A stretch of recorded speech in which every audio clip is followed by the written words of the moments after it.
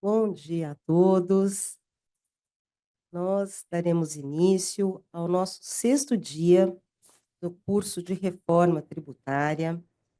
E hoje o tema da nossa palestra é regimes específicos de tributação, combustíveis, biocombustíveis e energia. Nós apresento aqui nossa querida palestrante, a doutora Tatiane Piscitelli. Doutora Tatiane é advogada, professora de Direito Tributário e Finanças Públicas da Escola de Direito de São Paulo, da Fundação Getúlio Vargas, onde coordena o Núcleo de Direito Tributário, sendo responsável por 3 projetos de pesquisa: tributação no ambiente digital, tributação e gênero e métodos alternativos de resolução de disputa em matéria tributária. A doutora Tatiane é doutora e mestra em Direito pela Universidade de São Paulo. Ela também tem inúmeras titulações aqui, que a gente vai ficar um bom tempo lendo, né, doutora? Então, eu peço licença só para me referir às principais aqui. O nosso debatedor, o nosso já conhecido doutor Tiago Bolonha Dias, que é juiz federal aqui da casa. Ele possui especialização em Direito Administrativo pela PUC, foi procurador da Fazenda Nacional, possui artigos inúmeros publicados e é autor do livro Sujeição Passiva no Mandado de Segurança e Autoridade Coatora. Eu passo a palavra à doutora Tatiane, pelo que os nossos 2 palestrantes nos informaram, eles vão aqui fazer um verdadeiro diálogo. Então, sem mais delongas, doutora Tatiane, a senhora tem a palavra. Gostaria de, em nome da escola, agradecer a sua presença e participação no nosso curso. Pois não, tá bom. Muito obrigada, doutora Gisele, doutor Tiago. Um bom dia a todos e todas, aqui quem, né, está presencialmente, quem também nos assiste online. É um enorme prazer participar deste curso, agradeço muitíssimo o convite. E o tema aqui da nossa conversa, se a gente pudesse já projetar, eu tenho uma apresentação que depois eu posso até deixar disponível, imagina, tributação dos combustíveis, biocombustíveis e energia elétrica na reforma tributária. Então, o objetivo é tratar de regimes específicos de tributação, e existem regimes específicos, né, para combustíveis e biocombustíveis, mas para energia não. Então, a energia a gente tem que um pouco que buscar, tanto na emenda constitucional quanto na lei complementar, para construir essa tributação, mas acho que esse vai ser um exercício interessante para que a gente possa compreender todos esses pontos. E para começar essa nossa conversa, seria muito importante que a gente partisse de uma premissa que vale para todas essas hipóteses, né? Combustíveis, biocombustíveis e energia.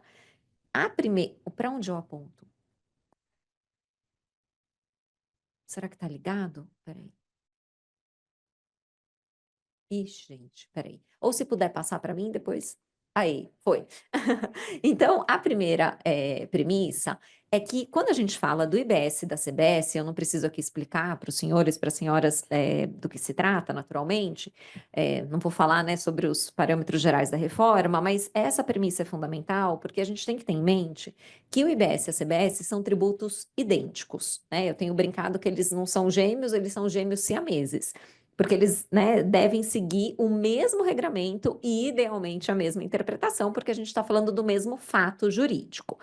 Isso significa que, para o que nós vamos trabalhar aqui nesta manhã, é que as hipóteses de não incidência e sujeitos passivos, essas hipóteses devem ser as mesmas para o IBS e para a CBS, e a mesma coisa para regimes específicos diferenciados ou favorecidos de tributação.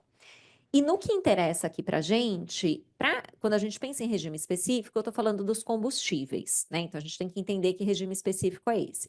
Quando eu penso em regime favorecido, o meu foco será os biocombustíveis. E quando eu penso na sujeição passiva, hipóteses de não incidência, eu estou falando da situação da energia elétrica. Então, é claro que o tratamento dos combustíveis e biocombustíveis, como eu disse no início, ele está mais bem estruturado, tanto na emenda constitucional quanto na lei complementar, mas isso não impede que a gente reúna as normas relativas à energia para que a gente possa também fazer alguns comentários. Então, como que eu vou dividir essa fala? Ela vai ser dividida aqui em 4 momentos, né? E aí eu e o Thiago, né, como a doutora Gisele adiantou, a gente vai fazer aqui um diálogo, né? O Thiago está sempre, mesmo que eu não abra a palavra, por favor, fique à vontade para fazer intervenções. Então, serão 4 momentos. Então, primeiro, a gente vai falar dos combustíveis, depois dos biocombustíveis, passamos para energia e finalizamos com algumas considerações sobre o imposto seletivo. A despeito de não ser o objeto da aula, a gente tem implicações do imposto seletivo, especialmente com a proteção do meio ambiente, que está em tudo relacionado, tanto com energia quanto combustíveis e biocombustíveis. Para a gente começar nessa primeira parte, né, que a gente vai tratar de combustíveis, eu queria só antes estabelecer, dar um passo para estabelecer uma premissa, outra, né? A gente já estabeleceu a primeira, são tributos gêmeos, siameses, mas uma segunda premissa que se aplica mais diretamente aos combustíveis e biocombustíveis, a fixação desses regimes, né, para esses bens. A premissa aplicável a ambos é a premissa da proteção ambiental. Então, quando a gente fala do tratamento tributário, tanto dos combustíveis fósseis quanto dos biocombustíveis, nós estamos olhando para a necessidade de proteção do meio ambiente por meio da tributação. Isso tem fundamento tanto no artigo 225 da Constituição, né, um dispositivo geral que fala do direito ao meio ambiente ecologicamente equilibrado e assim por diante, mas agora especialmente no artigo 145, parágrafo 3º, que é um dispositivo novo, incluído pela Emenda Constitucional 132, que enunciou diversos princípios que agora, né, integram mais claramente o sistema tributário nacional, a despeito deles já estarem implicitamente na Constituição, agora eles estão explícitos, e dentre eles a defesa do meio ambiente. Então, a tributação ela também deve ser guiada pela defesa do meio ambiente. Então, é uma característica, né, ou uma finalidade extrafiscal que a gente deve buscar na legislação tributária. E aí, de modo diretamente conectado com o IBS e a CBS, houve a alteração do artigo 225, parágrafo 1º, inciso 8º, justamente para assegurar que a tributação dos biocombustíveis ela seja favorecida de modo a assegurar uma tributação inferior aos combustíveis fósseis, né? Para que seja garantido o diferencial competitivo em relação aos biocombustíveis. E isso vale para quais contribuições, né? Para diversas contribuições já previstas no texto constitucional, né? Isso já estava na Constituição, mas foi alterado justamente para contemplar o IBS e a CBS, né? Então, a gente tem esse princípio da proteção ambiental que é, digamos, transversal ao estabelecimento tanto do regime específico de tributação para os combustíveis fósseis, quanto para o regime favorecido dos biocombustíveis. Então, tendo isso em mente, essa premissa, e ela é muito importante, porque depois eu vou voltar a ela quando a gente falar do imposto seletivo, a gente deve focar, então, nossa análise na tributação dos combustíveis em primeiro lugar, né? Então, combustíveis fósseis e depois a gente vai para os biocombustíveis. No que se refere aos combustíveis, a gente tem, em primeiro lugar, um regime específico já relativamente desenvolvido na Constituição, né, trazido pela Emenda Constitucional 132, no artigo 156A, parágrafo 6º da Constituição. Então, eu terei lá, né, alguns regimes específicos, então, inciso 1, combustíveis e lubrificantes, e ele explica como vai ser esse regime. O que a gente tem que destacar aqui dessa regra constitucional? Algumas características. Em primeiro lugar, os combustíveis, eles terão incidência monofásica, então incide uma única vez na cadeia, semelhante ao que acontece hoje, né? Além disso, as alíquotas serão uniformes em todo o território nacional. Então, a alíquota uniforme para o IBS e CBS é o padrão, mas nesse caso não será permitida a autonomia dos entes da federação para fixar alíquotas diversas. Vou detalhar esse ponto. E, por último, a gente tem algumas regras de creditamento que nós devemos enfrentar para entender como que esse sistema, né, será estabelecido, inclusive em comparação ao que a gente tem hoje, né, a legislação que nós temos hoje. Então, eu vou detalhar cada um desses pontos. Então, inicialmente, a incidência monofásica. Então, como todo mundo sabe, a incidência monofásica é a incidência em um único momento da cadeia econômica. Ela está disciplinada nos artigos 172 e seguintes da Lei Complementar 214 de 2025. E que momento seria esse? Ou a importação ou a primeira comercialização a partir do produtor. Então, essa incidência ela fica concentrada no início da cadeia. Semelhante, né, como eu já mencionei, é o que se tem hoje em relação ao ICMS, PIS e COFINS. Só que a novidade, né, trazida pela Lei Complementar 214 é que nós tivemos a ampliação do rol dos combustíveis que estarão submetidos a esta sistemática. Hoje, nos termos da Lei Complementar 192 de 2022, a gente tem esse grupo aqui de combustíveis sujeitos à sistemática, à incidência monofásica, e, portanto, né, o que a gente espera para o futuro. Então, a gente já tem esse rol aqui que está contemplado na Lei Complementar 214. Só que a Lei Complementar ela amplia esse rol para inserir diversos outros combustíveis, né? Então, por exemplo, está aqui querosene de aviação, gás natural processado, biometano, nada disso tinha. Gás natural veicular. E, como se não bastasse a ampliação desse rol, ainda um último inciso no artigo 172 que vai dizer e outros combustíveis especificados e autorizados pela Agência Nacional do Petróleo, relacionados em ato conjunto do Comitê Gestor do IBS e do Poder Executivo da União. Então, a gente tem uma abertura bastante significativa para a inclusão de outros combustíveis nessa incidência monofásica. E é interessante dizer, e aí eu queria até escutar o Tiago para ver se ele concorda comigo, que aqui a gente tem uma delegação para o Poder Executivo para definir qual será o outro combustível que não está nessa lista, mas que estará sujeito a essa sistemática, né? Então, talvez, naturalmente que isso é um elemento da regra matriz de incidência tributária, tanto do IBS quanto da CBS, né? Porque eu tenho que definir qual é o objeto da incidência.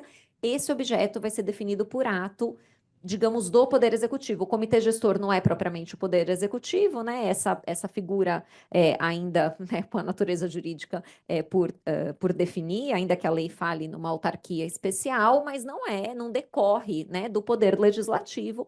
Talvez a gente tenha questões de legalidade aqui, a não ser que a gente olhe para a jurisprudência mais recente do STF, né, que relativizou o princípio da legalidade naquele caso do PIS e da COFINS, incidente sobre receitas financeiras, né, que havia delegação para decreto, para reduzir ou aumentar a alíquota, o decreto reduziu, ninguém falou nada. A partir do momento que o decreto aumenta, né, houve uma chuva de ações judiciais, justamente dizendo que a legalidade estaria ofendida, e aí o Supremo, se não me falha a memória, num recurso relatado pelo ministro Alexandre de Moraes, ele considera que, tendo havido a delegação da lei para o decreto e tendo havido essa referência, né, da alíquota, aqui não é o caso de alíquota, então poderia, né, não haveria ofensa à legalidade. Eu tenho muitas críticas a essa decisão, porque eu acho que ela mitiga muito o princípio da legalidade no direito tributário. E talvez aqui a gente tenha um outro caminho nesse sentido,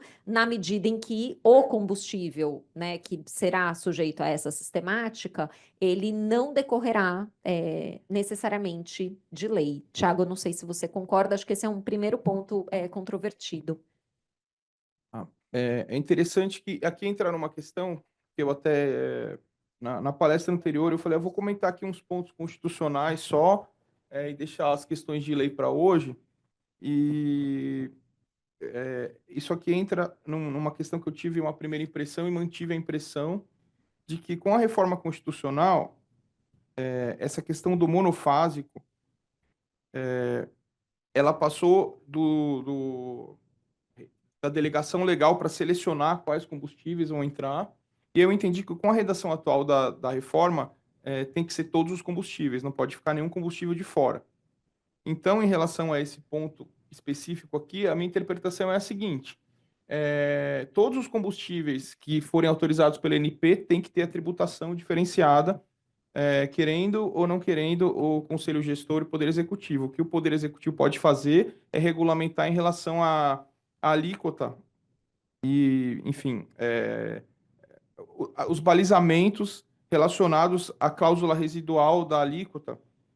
Então, um primeiro ponto é esse. A monofasia, antes ela era seletiva, ou seja, o legislador podia escolher em que hipótese, em que combustíveis vai ser monofásico ou não. Agora eu entendo que ele não pode escolher, tem que ser todos os casos. E aí a gente acaba derivando para essa questão que você colocou. Em relação à questão da monofasia, até ela é bem interessante no debate dos créditos, mas pelo que eu entendo, você vai tratar mais para frente, então a gente volta depois. Mas em relação a essa questão da alíquota, ela é colocada da seguinte forma: a alíquota uniforme nacional, então, é limitada à competência dos entes federativos, mas pode ter uma diferenciação por combustível. Então, cada combustível, conforme a unidade de medida que é usada para ele, vai ter pode ter a sua alíquota específica. E aí tem um inciso final residual que fala exatamente sobre os outros combustíveis. Outros. Então, combustível X, Y, Z, tal, e o inciso final, ou os outros que forem aqui colocados.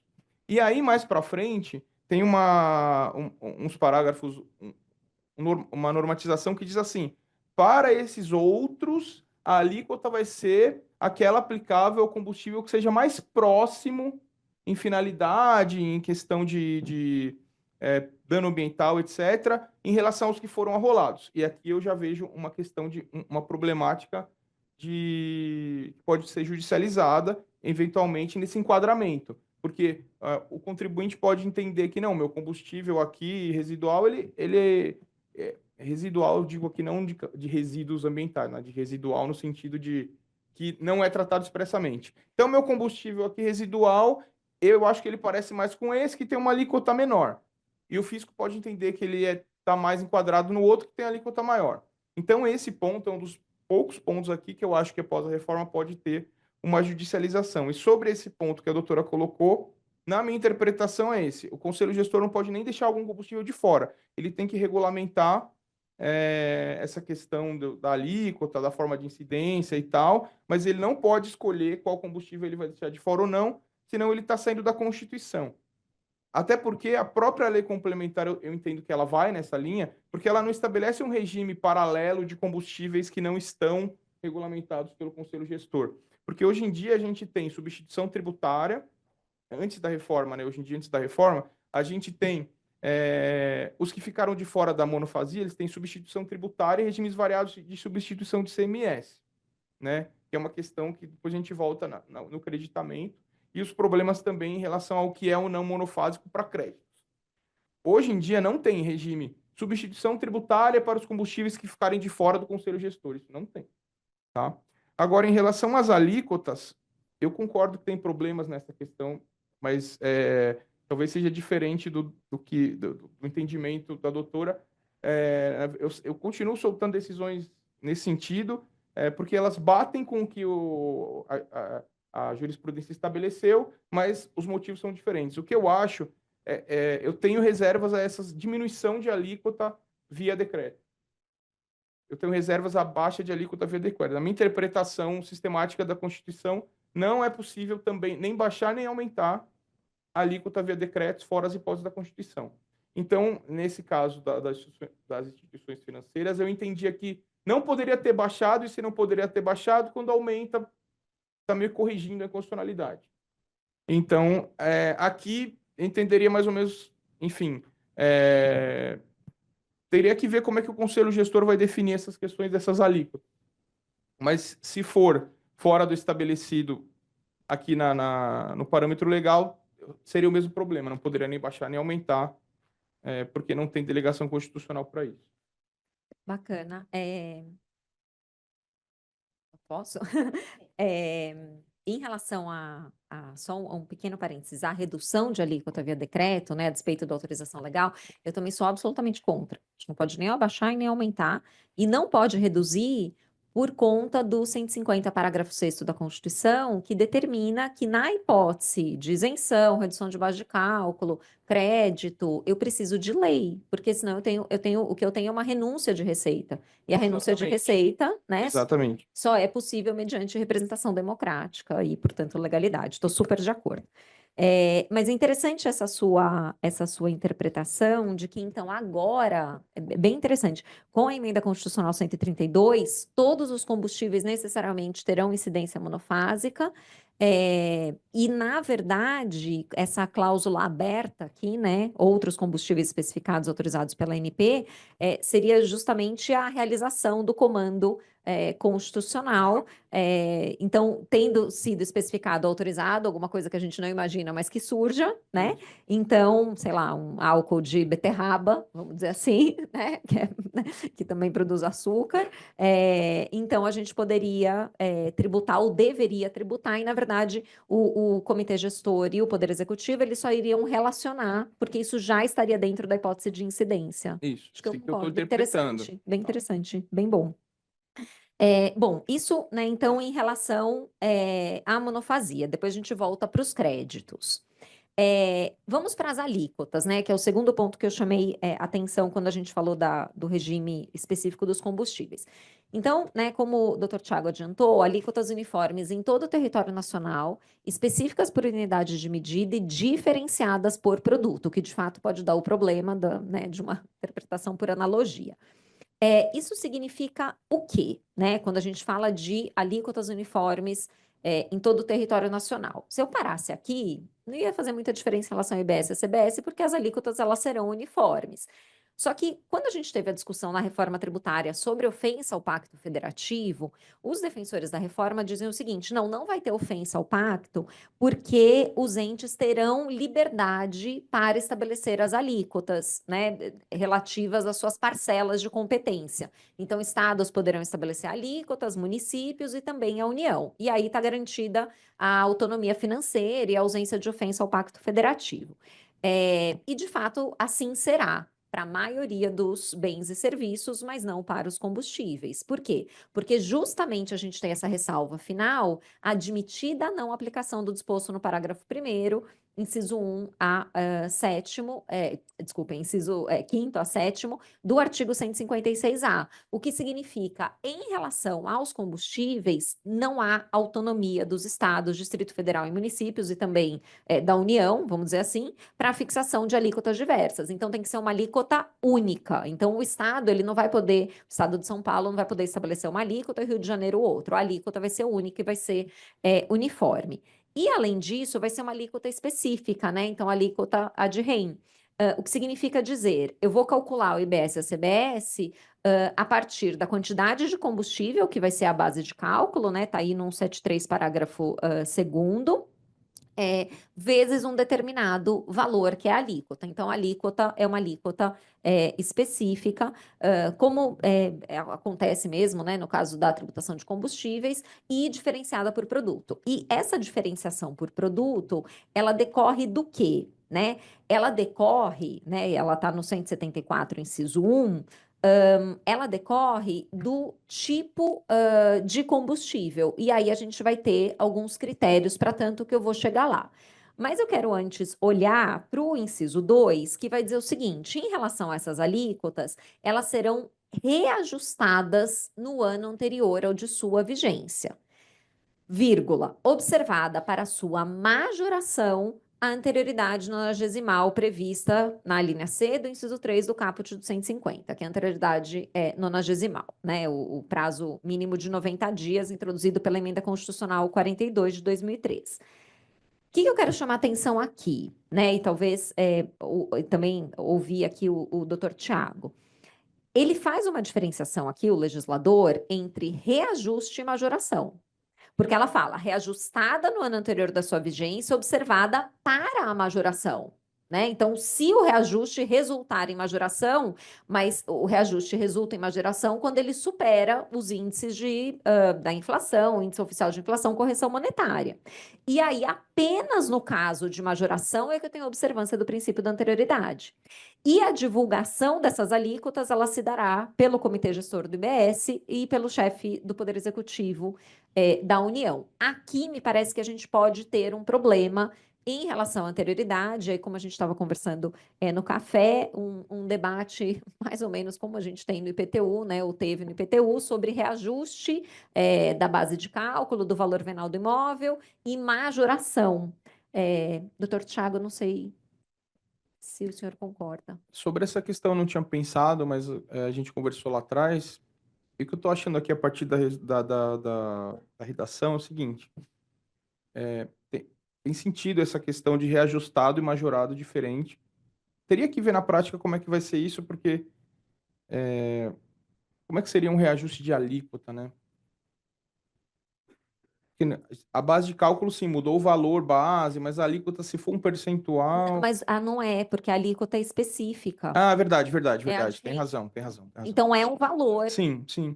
E aí, né? então, eu acho que a gente teria essa discussão, mas a gente, pela redação do jeito que está, mesmo esse reajustamento teria que ser observada a anterioridade anual, né? Porque ele fala do ano anterior. Isso, concordo. Então, tem que observar a anualidade aqui, a anterioridade simples, né? Com relação a esse reajuste.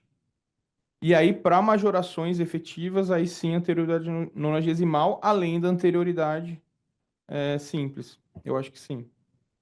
Seria isso, anterioridade. Então, se eu não me engano, a questão da planta geral, eles podem atualizar até sem anterioridade, né, do IPTU. Sim, porque Mas, não é majoração, né? mas aqui, pela disposição expressa, como está falando do ano anterior, eu acho que necessariamente tem que observar essa anterioridade simples, né? Porque ele está remetendo ao ano anterior. Reajustadas no ano anterior ou de sua vigência. Então, primeiro eu reajusto, depois ele vai entrar em vigor no ano seguinte.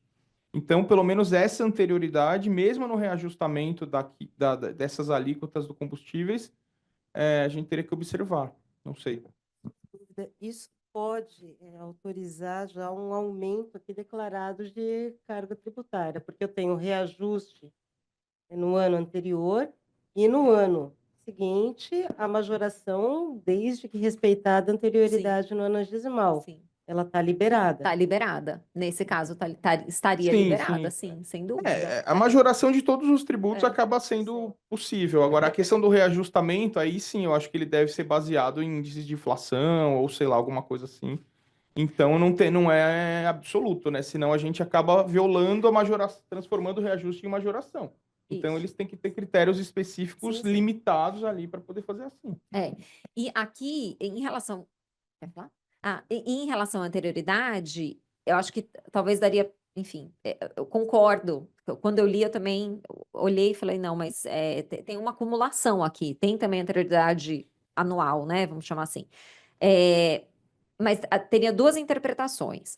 Uma interpretação que para o reajuste, ano anterior de sua vigência, e aí não seria nem propriamente anterioridade, porque se a gente diz que a anterioridade só se aplica na hipótese de majoração de tributo, e agora redução também, né, de acordo com o Supremo, revogação de incentivo fiscal.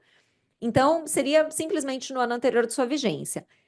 E, portanto, se houver a majoração, eu tenho sim anterioridade, e essa anterioridade vai ser a nonagesimal, e não acumulada, não a regra integral. Daria para interpretar dessa forma. Então, seria só 90 dias. Independentemente do ano anterior à vigência, porque o ano anterior à vigência ela serve para o reajuste, e reajuste não seria majoração. Essa poderia ser a tese da Fazenda. Para os contribuintes, eles podem dizer, não, na verdade, o reajuste no ano anterior da sua vigência, observada para majoração anterioridade nonagesimal, pode querer dizer que essa anterioridade nonagesimal se soma à anterioridade do exercício seguinte. Então, porque a gente tem casos na Constituição em que eu não tenho os 90 dias, né? Por exemplo, imposto de renda, é só o exercício seguinte. Então, para dizer, olha, então esse é o caso da regra completa, e que pode ser a tese dos contribuintes. né? Então, acho que a Fazenda vai dizer, não, para reajuste ano anterior, e se quer é anterioridade, e se for majoração, são 90 dias. Os contribuintes podem dizer, não, Eu quero tudo, né? é tudo, exatamente. Ou ele está qualificando, exatamente. Então, eu tenho que ter a regra completa da anterioridade. Uhum. Exato. Para mim, a interpretação da Fazenda nesse caso seria mais razoável. Né, o reajuste ano anterior e aí 90 dias para majoração. E uma nítida diferença entre reajuste e É majoração, verdade. né? Mas acho que é isso que é interessante da gente fazer essas discussões, porque a gente também vai construindo, né, a nossa interpretação. Cada vez que a gente lê, tem um elemento adicional. E aí, só para fechar esse ponto em relação às alíquotas, essa diferenciação por produto, ela está também prevista na lei complementar, os critérios. Então, tem eficiência energética, então, liberação de gases que são danosos. Então, são também critérios ambientais, né? O que conversa com a proteção do meio ambiente também uma diretriz para o estabelecimento da tributação. Então, essa diferenciação, ela decorre de critérios ambientais. Isso também é importante porque a gente também pode fazer uma análise material do tipo de alíquota estabelecida a partir desse critério, porque naturalmente que se eu tenho diferenciação, eu tenho que ter um critério, né, justificável para essa diferenciação, e essa diferenciação ela se baseia na proteção ambiental. Então, a gente percebe que dessa perspectiva, a legislação tributária ela tem adotado a ideia, pelo menos na IBS-CBS, do protetor recebedor, né? Então, quando a gente pensa em tributação do meio ambiente, então, quando eu protejo o meio ambiente, eu tenho mais benefícios, né? Em vez de eu simplesmente tributar mais pesadamente quem polui o meio ambiente, eu vou também beneficiar quem protege o meio ambiente ou cujos produtos não têm um impacto tão significativo. E aí, para terminar esse ponto dos combustíveis, a questão dos créditos, né? Que esse também é um grande debate. Então, o que a gente tem no artigo 180 da lei, uma vedação de apropriação de créditos quanto à aquisição de combustíveis sujeitos à incidência única, então, na monofasia. Em que caso eu não posso ter apropriação de crédito? Quando destinados à distribuição, à comercialização ou à revenda desses combustíveis. E qual é a lógica aqui? Se a incidência é monofásica, né, e portanto se concentra no primeiro momento ali na cadeia, para as operações futuras eu não vou ter débitos. Então, se eu não vou ter débito para compensar com eventuais créditos, então não faz sentido que eu tenha o creditamento. Então, também reflete a regra geral da emenda constitucional de que o crédito, ele depende do débito, mas mais do que do débito, inclusive depende do pagamento do IBS e da CBS, né, para que haja direito a crédito. Então, aqui ela está coerente. Porém, a gente tem duas ressalvas. A primeira é o direito a crédito ao exportador, né? Então, sim, ele tem direito à apropriação, justamente como estímulo à exportação, isso já está presente no nosso sistema tributário nacional, não é nenhuma novidade. E a segunda ressalva se refere à hipótese em que a aquisição de combustíveis, ela decorre ou ela é realizada por um contribuinte no regime regular do IBS e da CBS. E aí, esse contribuinte, ele utiliza os combustíveis como insumo da atividade econômica. Então, o supermercado que adquire, ou um supermercado não, vamos pensar uma transportadora que adquire combustíveis para colocar caminhão nas suas frotas, né? Então, esse valor, ele é um insumo dessa atividade econômica, então ele gera também a apropriação de crédito. Então, a gente tem aqui também a garantia de um creditamento amplo, que é outro princípio que está na base da emenda constitucional 132 de 2003. Doutor Tiago, o senhor concorda? Concordo. Eu concordo com todos esses pontos. Em relação a essa questão do creditamento, eu vou retomar um ponto que eu deixei na palestra anterior, que eu tinha falado da monofasia, que eventualmente, como ela seria agora para todos os combustíveis, os problemas de crédito em relação a isso poderiam ter sido importados com a reforma, mas aí estudando melhor a questão, eu vi que na verdade não, é exatamente o contrário. O que aconteceu aqui? Com relação à monofasia, é aquela incidência única, que aqui ela se dá no produtor. Eu não sei se você vai especificar, vai entrar num ponto específico do sujeito passivo agora. Não, tá, então eu vou explicar, entrar nessa questão. Aqui, essa questão da monofasia nada mais é do que o sistema que é estabelecido para concentração do sujeito passivo nos combustíveis para que facilite a arrecadação. Então, no regime anterior, a gente tinha a substituição tributária de ICMS e no caso de PIS e COFINS, tinha aquela regra que alguns são monofásicos, outros não, e aí gerava uma briga sobre como que vai ser o crédito. Aí eu fui estudar quais são as celeumas que nós temos hoje em relação a essa questão do crédito na monofasia, e o problema é o seguinte, a legislação não foi feita para os combustíveis e para isso. A legislação hoje usada para acreditamento ou não de combustível, de regime monofásico, ela é emprestada, são regras mais gerais, e aí se interpretou sobre elas e gerou um monte de celeuma sobre, isso aqui é para combustíveis ou não, isso é para monofásico, ou é só para quando não tem, para quando a saída é alíquota zero, não isenção, etc, etc. Porque na prática acaba meio que dando na mesma. Incide só uma vez, aí as saídas seguintes na cadeia, elas não vão ser tributadas. E aí o contribuinte fala, aqui, quando fala de saída não tributada, alíquota zero, etc., é o meu caso, então eu quero crédito daqui. E aí gerou esse meio que caos em relação à segurança jurídica do creditamento da monofasia. Só que no sistema, hoje em dia, na própria Constituição, na verdade, essa questão foi resolvida por essas 3 simples regras aqui que a doutora colocou. Na verdade, são 3 regras simples. Incide uma única vez, não tem crédito dentro da cadeia de comercialização e produção de combustíveis, mas quando sair da cadeia de combustíveis como atividade fim, ou seja, quando for usada como insumo, ela vai ter crédito para o adquirente. E a outra regra é a regra da exportação, que expressamente diz que gera crédito. Então a gente não tem mais celeuma. E todos os problemas da substituição tributária também são superados aqui, porque a gente não vai ter mais a questão de não se realizou a operação, o fato gerador seguinte, eu quero de volta, etc. Tudo isso fica superado. Então, eles concentraram no produtor e ele vai recolher tudo. Inclusive, uma regra interessante aqui que eu notei é com relação ao etanol para mistura, também o produtor vai recolher. Ele vai fazer a retenção. Então, o vendedor do etanol, ele vai vender o etanol ali para a refinaria que vai misturar os combustíveis, e aí o produtor ele vai fazer a retenção do tributo no valor que ele vai pagar para o vendedor do etanol. Então, ele recolhe tanto a fase anterior da cadeia, que é o etanol, como as fases posteriores. Tudo fica no produtor. O produtor recolhe o do antes, que é o álcool, e o do depois até o fim da cadeia, até chegar no consumidor final, né? O final do combustível, que pode ser um empresário contribuinte, e aí ele vai ter crédito. Então, eu achei interessante a gente sistematizar a ideia em relação a isso, porque resolve bastante os problemas de hoje em dia e simplifica mesmo, tira todas essas exceções e aí reforça mais uma vez aquele meu argumento de que não pode ficar combustível de fora desse regime, porque se ficar de fora do regime, como é que a gente vai fazer? Então vai para o regime normal. Então em cada fase da cadeia desse combustível residual X, a gente vai fazer uma cobrança com não cumulatividade, créditos e fiscalização em todo mundo na cadeia.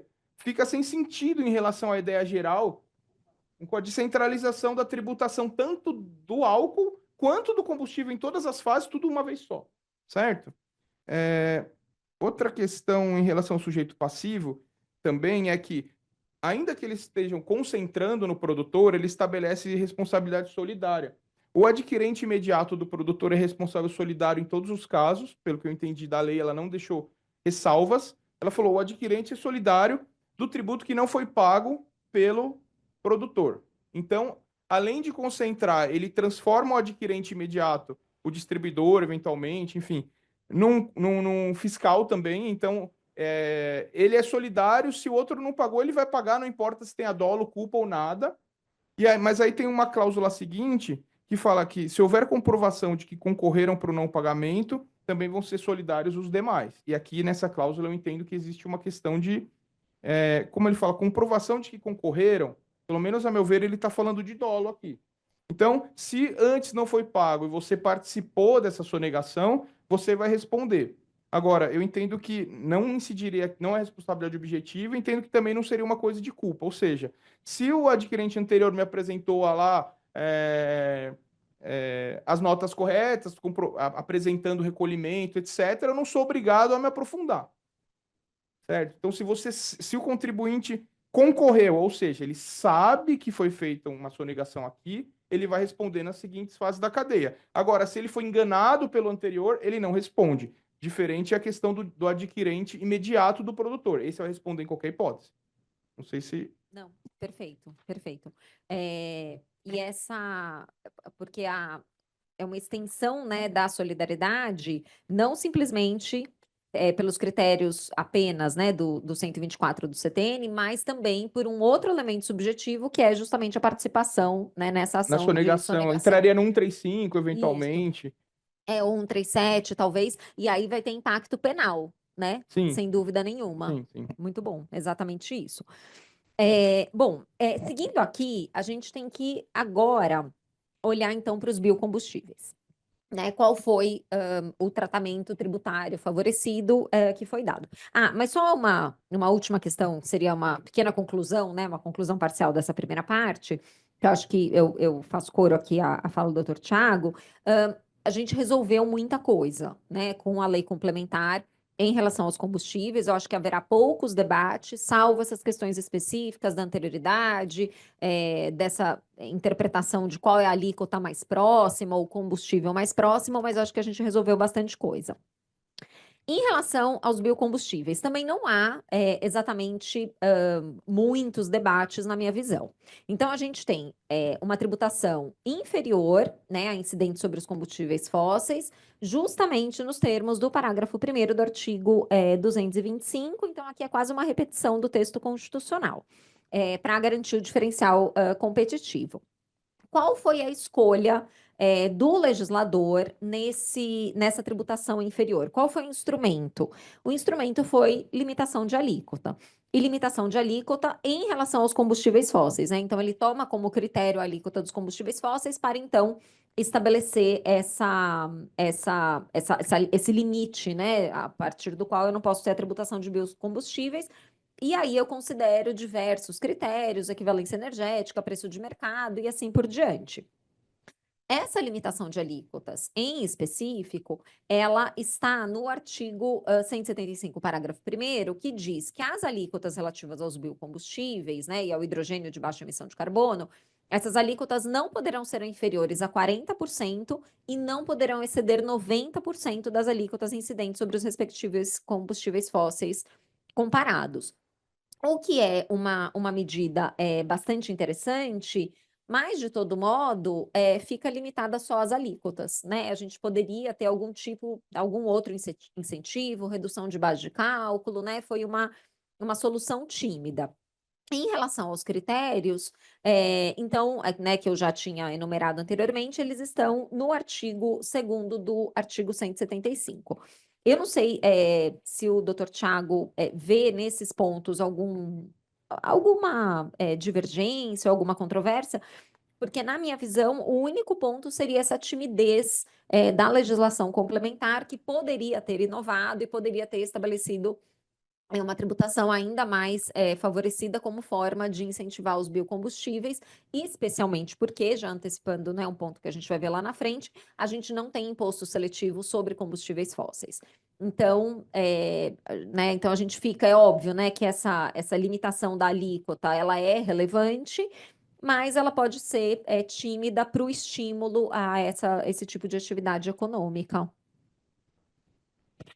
Sobre isso aqui, o que eu anotei é que, concordando com você, na verdade, o Constituinte foi bem aberto e melhorou a norma anterior que já existia, mas ele poderia ter ido além realmente. O legislador complementar poderia ter ido além. Por quê?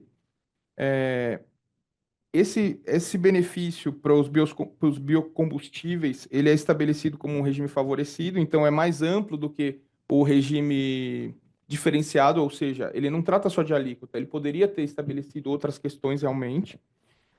Na redação anterior sobre essa questão da finalidade ambiental do biocombustível, ele era mais restrito, ele falava que seria favorecido o biocombustível ao consumidor final. Agora não tem mais na Constituição o ao consumidor final, isso foi retirado, então, para mim também tem que beneficiar todo o biocombustível, não só o consumidor final, em qualquer fase da cadeia ele tem que ser beneficiado, né?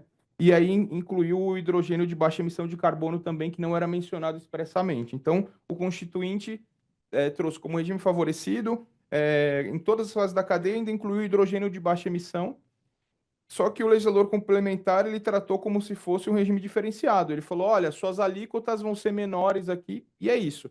Agora, tem um ponto, voltando aqui, remetendo até o que a gente discutiu sobre diminuir a alíquota por ato executivo.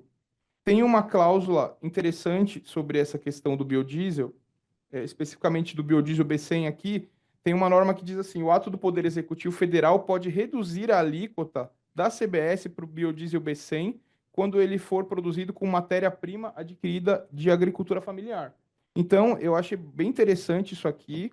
É um estímulo ambiental que é vinculado à agricultura familiar. Interessante. Mas a gente tem aquela questão. Está dizendo aqui que o ato do Poder Executivo poderá. Eu achei legal a lei complementar tratar disso, mas talvez seja, no âmbito político, uma coisa que não conseguiu inserir na emenda e tentaram colocar via LC, porque, a meu ver, o lugar certo para isso seria na Constituição, né? Sobre esse ponto aí, é isso que eu tenho. Ou então, mas mesmo assim, né, já um tratamento claro dessa hipótese na própria lei complementar, Sim, sim, né? sim. Em vez de delegar para o decreto, que também pode ter questões de Sim. legalidade, né, a despeito da jurisprudência do Supremo, né? Então, E isso pode nem ter decreto, né? e pode nem Pode não ter ter. nada, E aí Exato, frustra a expectativa. exatamente. Pois Você é pois verdade. E aí eles entram com É, ação, mas olha, eu em tese teria Sim, direito, com exato, omissão, é né? verdade, pode omissão, sim, pode sim. exatamente. Aí, sim. Essa questão do baixar a alíquota, eu sempre questiono, mas ela nunca vem em juízo, porque ninguém vai reclamar Exato, de ninguém vai alíquotas que são reclamar. diminuídas, né? Então, O não, problema baixa, o problema dificilmente é é baixar, judicializar.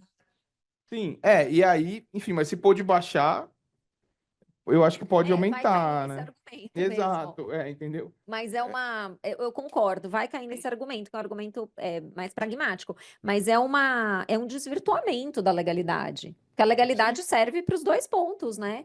E eu acho isso perigoso. Mas, de fato, E a doutora Tatiane, a senhora atribui essa timidez, né, da lei complementar nesses dois pontos, sim. em relação a questões políticas, de não ter se conseguido avançar mais? Sim, e tem é uma hipótese impressionista só, né? Na minha opinião, essa impossibilidade de avanço também se deu pelo impacto que isso teria na alíquota geral. Porque quanto maior a concessão de regimes favorecidos ou possibilidade de redução da arrecadação do IBS e da CBS, a gente pressiona a alíquota geral, né? E teve essa trava de 26,5, né, que foi aprovada no Congresso. Então, acho que a concessão aqui veio para a proteção ambiental, que ficou tímida mesmo, né? Eu Sim. acho é uma dificuldade política, na minha visão. Sobre essa questão que a doutora colocou, eu deixei um ponto aqui, eu não sabia muito onde seria, acho que eu vou inserir aqui, que retomando aquela ideia que eu coloquei no final da palestra anterior, eu coloquei a seguinte hipótese, doutora, como a baixa da alíquota, de uma alíquota específica, vai gerar necessariamente pela neutralidade o aumento da alíquota geral, eu cogitei a hipótese de, na reavaliação quinquenal do regime diferenciado, ou seja, tem a previsão lá que a cada 5 anos vai ver o que vai ter ali que está melhor ou não e tal. Eu coloquei a hipótese de que qualquer contribuinte pode impugnar quando o estudo não for observado para aumentar uma alíquota, porque se o legislador não aumentar essa alíquota específica, eu, contribuinte geral, vou pagar mais. Então, agora a gente tem eventualmente uma legitimidade de qualquer contribuinte de discutir aumentos de alíquota.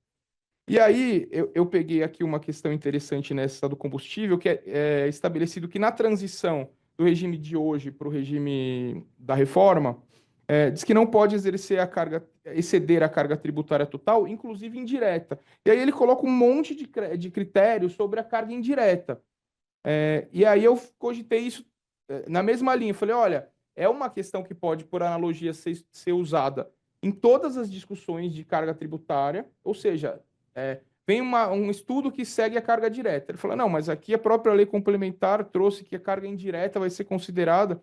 então eu tenho direito que a carga indireta seja considerada também no outro tal produto, e a gente pode, então, entrar em discussões sobre carga indireta e discussões dessa questão de um contribuinte ter legitimidade para querer o aumento ou não do outro tributo. Eu não sei o que a doutora acha dessa questão, tanto dessa minha ideia que eu trouxe da outra vez, de poder impugnar, pedindo aumento para os específicos, os diferenciados, para eu não poder pagar, para eu poder pagar menos na geral, Uhum. e o uso nessa questão da neutralidade como um todo, em qualquer ponto em que a lei complementar ou a Constituição falarem sobre neutralidade, o contribuinte poder invocar essa questão da carga indireta, e aí a gente entra né, como é que se calcula, tem os critérios todos aqui para combustíveis, então realmente daria para tentar uma analogia, Para mas todos. mas cria-se aí enfim, o que a doutora acha dessa...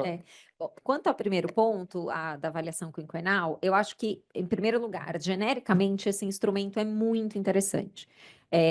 Porque ele justamente deixa, né, mais transparente quais são os impactos da tributação sobre as atividades econômicas, né? E o impacto da tributação maior ou da tributação menor, né? Porque vai valer também para seletivo, para todos os regimes favorecidos, os diferenciados e assim por diante. Eu só acho que há um problema. Nós não temos um detalhamento suficiente de como essa avaliação vai ser feita.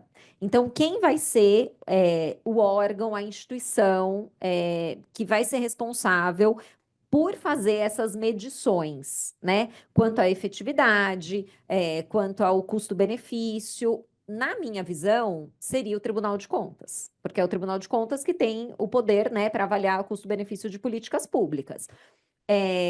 Mas o Tribunal de Contas, essa decisão, né, não sei se seria uma decisão, um parecer do Tribunal de Contas, ele também não poderia ser impugnado, que é justamente o seu ponto, né? Na verdade, na lei complementar, eu acho que seria algum outro órgão com o tribunal, porque o tribunal é mencionado na regulamentação dessa avaliação quinquenal, e eu entendi que ele é mencionado como ele vai ver o estudo e dar um parecer sobre o estudo. Então, o estudo vem de algum outro lugar e o Tribunal de Contas vai dizer, e com base nisso o legislador vai falar. Então, nós temos questionamentos ao parecer do tribunal, Isso. e o que eu pensei principalmente é a eventual divergência entre o parecer e o parecer do tribunal e o que o legislador soltar no final. Exato. Entendeu? Esse gancho, no nosso curso, muito tem sido falado sobre o comitê gestor. Qual é o papel do comitê gestor aqui nessa temática? Da avaliação quinquenal, Sim, me parece que ele não tem um papel específico. O comitê gestor, ele fornece as informações, né? Mas ele próprio não diz se a política está sendo adequada ou não. mas em relação a esse regime específico Dos combustíveis. e Então, ele biocombustíveis. vai estabelecer, junto com o ato do Poder Executivo, as alíquotas, né? Então, essa vai ser uma alíquota, digamos, acordada, e também vai divulgar essas alíquotas. Mas o papel dele vai ser menor, né? Primeiro pela monofasia, né? Então, a gente vai ter menos fiscalização ao longo da cadeia, porque, né, como o Dr. Tiago mencionou, vai ficar concentrado no importador ou no produtor. E, em segundo lugar, porque não há liberdade dos entes da federação em estabelecer regras diversas, né? Mas, de fato, essa questão da avaliação quinquenal, eu acho que é um grande gargalo, porque a gente precisa de um detalhamento maior e a gente pode acabar caindo, mal comparando, na discussão que a gente tem hoje, no Supremo, especialmente, sobre o impacto orçamentário de determinadas decisões judiciais. Então, quando vem a Fazenda e diz, olha, se essa ação for julgada inconstitucional, o impacto vai ser de não sei quantos bilhões, a Fazenda, ela constrói a sua alegação em cima do anexo de riscos fiscais da lei orçamentária, da lei de diretrizes orçamentárias, né? Então, existe um documento público, né, que diz, olha, o impacto é este. E, com muita frequência, os contribuintes questionam aquele impacto orçamentário contido no anexo de riscos fiscais, né? Seja porque a administração, né, não tem como provar que a conta é realmente aquela, pela fragilidade dos números. Pode ser que a gente caia na mesma situação e fique essa disputa de narrativa em relação aos impactos, nesse caso da avaliação quinquenal, mas eu acho sim que pode ser que o contribuinte questione.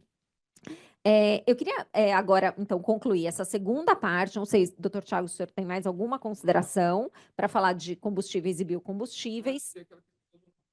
Essa é bem interessante. É o seguinte, isso aqui não, é um benefício que não está no regime, no tratamento do regime, ele está no tratamento da Zona Franca, na LC, e ele tem uma norma de combustíveis. E aí, pelo que eu estudei, isso está incomodando o mercado geral de combustíveis. É o seguinte, o artigo 441-E da lei, ele fala que não estão contemplados pela Zona Franca petróleo, lubrificantes, etc, etc. Então, em geral, exclui, como é hoje, exclui, mas ele tem um exceto para a indústria de refino de petróleo localizada na Zona Franca de Manaus, em relação às saídas internas para aquela área incentivada, desde que cumprido o processo produtivo básico, permanecendo a vedação para todas as demais etapas. Então, foi criado pela lei complementar, sem um correspondente na Constituição, esse benefício novo. A jurisprudência e a legislação antes da reforma são tranquilas no sentido de que os combustíveis não têm benefícios na Zona Franca de Manaus. Então, criou-se um benefício para a indústria de refino localizada na Zona Franca de Manaus. E aí, o que o mercado está reclamando? Falou, olha, mas eu vou ter uma concorrência desleal, porque quem está na Zona Franca vai ter os benefícios e eu não. Então, todo mundo vai querer comprar o que está sendo produzido ali. Então, é um ponto que é meio um rodapé ali, que não está no lugar ali na lei complementar, né? Mas já o mercado específico já tentou e está estudando questionamentos. Eu acho que eu imagino, pelo que eu vi, que isso em breve vai virar ação, porque já estão questionando, já é uma coisa questionada. E aí a doutora até, a gente conversou um pouco sobre isso antes, aventou a questão da exploração ali na margem equatorial, se a doutora quiser pegar o Sim. gancho. Eu acho, obrigada. Eu acho que esse ponto tem duas implicações relevantes. A primeira, que acho que é uma implicação política, né? A gente hoje tem uma discussão enorme, né, da exploração e extração de petróleo na Amazônia, né? Então tem esse debate político, no sentido de que se é possível ou não, como que isso vai interagir com a preservação da floresta. E um benefício tributário deste, né, para o refino na Zona Franca, sinaliza justamente no sentido de a gente evoluir para o refino de combustível fóssil na Amazônia, o que seria, né, os ambientalistas dizem pelo menos um desastre ambiental, né? Tem esse debate entre o IBAMA e o Poder Executivo, né? A respeito de fazer parte do Poder Executivo, né? Os técnicos. Acho que esse é um primeiro ponto que a gente precisa olhar com cuidado, porque da perspectiva tributária, né, saindo da política, mas a gente pode ter uma ofensa ao 145, parágrafo 3º da Constituição, que diz que a legislação tributária ela deve observar a defesa ao meio ambiente. Então, em que medida que isso não gera ofensa ao meio ambiente? Então, acho que esse seria um bom argumento.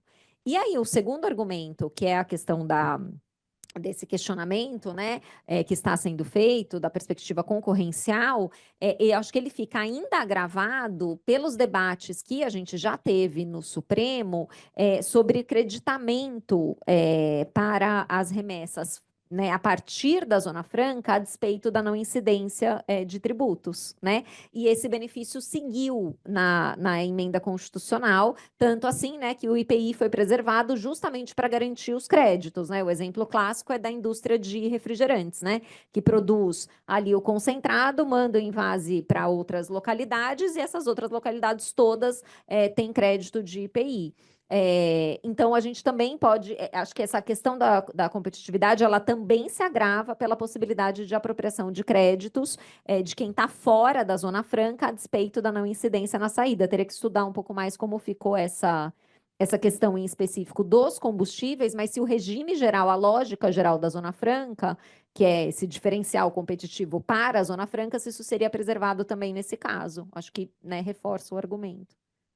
Eu acho que não tem regra específica para esse artigo, então cairia na regra geral. Daí seria o problema que você falou, e aí a gente tem ainda uma virada em relação à intenção geral da reforma. Como eu falei, eliminou esses problemas, mas aí você colocou um rodapé da Zona Franca e aí você tem o problema da Zona Franca. Enfim. Perfeito, é isso mesmo. 441E da lei complementar. Artigo 441 aí da Lei Complementar. Isso. Muito bem. Então, seguindo aqui, a gente agora precisa falar um pouco sobre energia elétrica. Como eu mencionei no início, não há um regime específico favorecido ou diferenciado para a energia elétrica, mas algumas regras na lei complementar e também alguns pontos na emenda constitucional, e aí, talvez com a junção desses dispositivos, a gente consiga trazer alguma racionalidade para o tratamento da energia elétrica. Só que aqui a gente deve partir de uma premissa um pouco diferente em relação à premissa que a gente partiu quanto aos combustíveis, né? Então, eu falei, bom, a premissa geral, tributos siameses, mas especificamente em relação a combustíveis e biocombustíveis, a premissa era proteção ambiental. Aqui na energia elétrica, me parece que a premissa é a essencialidade. Essencialidade que decorre, naturalmente, da decisão do Supremo, tema 745, que ocasionou a alteração do Código Tributário Nacional com a inserção do artigo 18A, para reconhecer que a energia elétrica é um serviço, um bem e serviço essencial, né? Também o fornecimento de energia como serviço, indispensável e não podem ser tratados como supérfluos. Disso decorre o quê? Né? Eu tenho que fixar alíquotas considerando essencialidade, e eu posso ter alíquotas reduzidas em relação aos bens referidos no caput desse artigo para beneficiar os consumidores em geral. Aqui, então, a gente parte dessa consideração da essencialidade, que vai conversar depois com o imposto seletivo, quando a gente olha para a energia elétrica. Mas eu queria fazer um pequeno rodapé, no sentido de chamar a atenção para uma contradição deste artigo 18A com agora a determinação constitucional de que a tributação deve olhar para a defesa do meio ambiente. Por quê? Porque o 18A também considera essencial os combustíveis e o gás natural. Então, à luz disso, na verdade, nem faria sentido a gente ter uma tributação majorada de combustíveis fósseis, e talvez este seja um argumento que vá ser incorporado pela indústria justamente para barrar a tributação pelo imposto seletivo sobre combustíveis fósseis, né? A gente já tem projeto de lei para alterar a Lei Complementar 214 para incluir os combustíveis fósseis no imposto seletivo, e talvez haja um debate aqui em relação ao 18A, já que considera essencialidade. Então, me parece que a gente teria aqui um confronto entre proteção ambiental, né, de um lado, e essa essencialidade do outro, e aí, de novo, os princípios de tributação do direito ambiental, que são protetor-recebedor, né? Então, quem protege paga menos, e quem polui paga mais, que é o poluidor-pagador. Me parece que essa ideia dos combustíveis fósseis beneficiados pela essencialidade, ela pode ser muito distorcida. Então, aqui só uma pequena nota de rodapé. Mas feita essa nota de rodapé, depois a gente pode voltar nela. Eu queria tratar da tributação da energia elétrica a partir de dois momentos, né? Então, vou tratar de alguns aspectos gerais na tributação da energia elétrica, e depois a gente vai olhar para as operações específicas, considerando a cadeia econômica, né? Então, como que a energia elétrica funciona, né? Então, aqui a questão dos combustíveis que eu mencionei. Então, vamos começar pelos aspectos gerais, né? O primeiro aspecto que é controvertido, ou que a gente pode chamar a atenção, se refere ao critério espacial, e depois eu vou detalhar isso à luz da cadeia econômica. Critério espacial, quando a gente fala da tributação da energia elétrica. Por quê? Porque a gente sabe que a emenda constitucional, ela traz uma regra, na verdade ela traz uma mudança de paradigma, que é a tributação do consumo no geral, né, hoje, no regime vigente, antes da reforma, ela é feita na origem, né? E a emenda constitucional, ela desloca a tributação para o destino. Então, desloca a tributação para o consumo. No fornecimento de água, gás canalizado e energia elétrica, o local da operação, que seria justamente o local onde o tributo deve incidir, ele não é necessariamente o destino. Então, esse é um primeiro ponto. A gente tem aqui uma especificação. Então, pode ser o local da entrega ou disponibilização nas operações destinadas ao consumo, ou local do estabelecimento principal do adquirente no serviço de transmissão de energia e nas demais operações, inclusive geração, distribuição ou comercialização. Então, vejam que a gente não pode enfrentar esse tema sem entrar a fundo na cadeia econômica da energia elétrica. Então, esse é um primeiro problema que eu quero só chamar atenção e depois a gente vai detalhar. Um segundo problema se refere ao critério temporal. Aí eu estou usando aqui, né, claro, já ficou evidente, os critérios, né, da regra matriz de incidência tributária. O que o artigo 10 vai dizer? Considera-se ocorrido o fato gerador do IBS e da CBS no momento do fornecimento das operações. Né? Então, o fato gerador não é receita, o fato gerador ele não se confunde com consumo. Na verdade, o fato gerador é o fornecimento nas operações de bens ou serviços, ainda que de execução continuada ou fracionada. Aí vem o parágrafo 3º do artigo 10 e diz o seguinte: olha, nessas operações de execução continuada ou fracionada, em que eu não consigo identificar o momento da entrega ou disponibilização do bem, ou mesmo término do fornecimento do serviço, isso acontece quando? Abastecimento de água, saneamento, gás, telecomunicação e energia elétrica.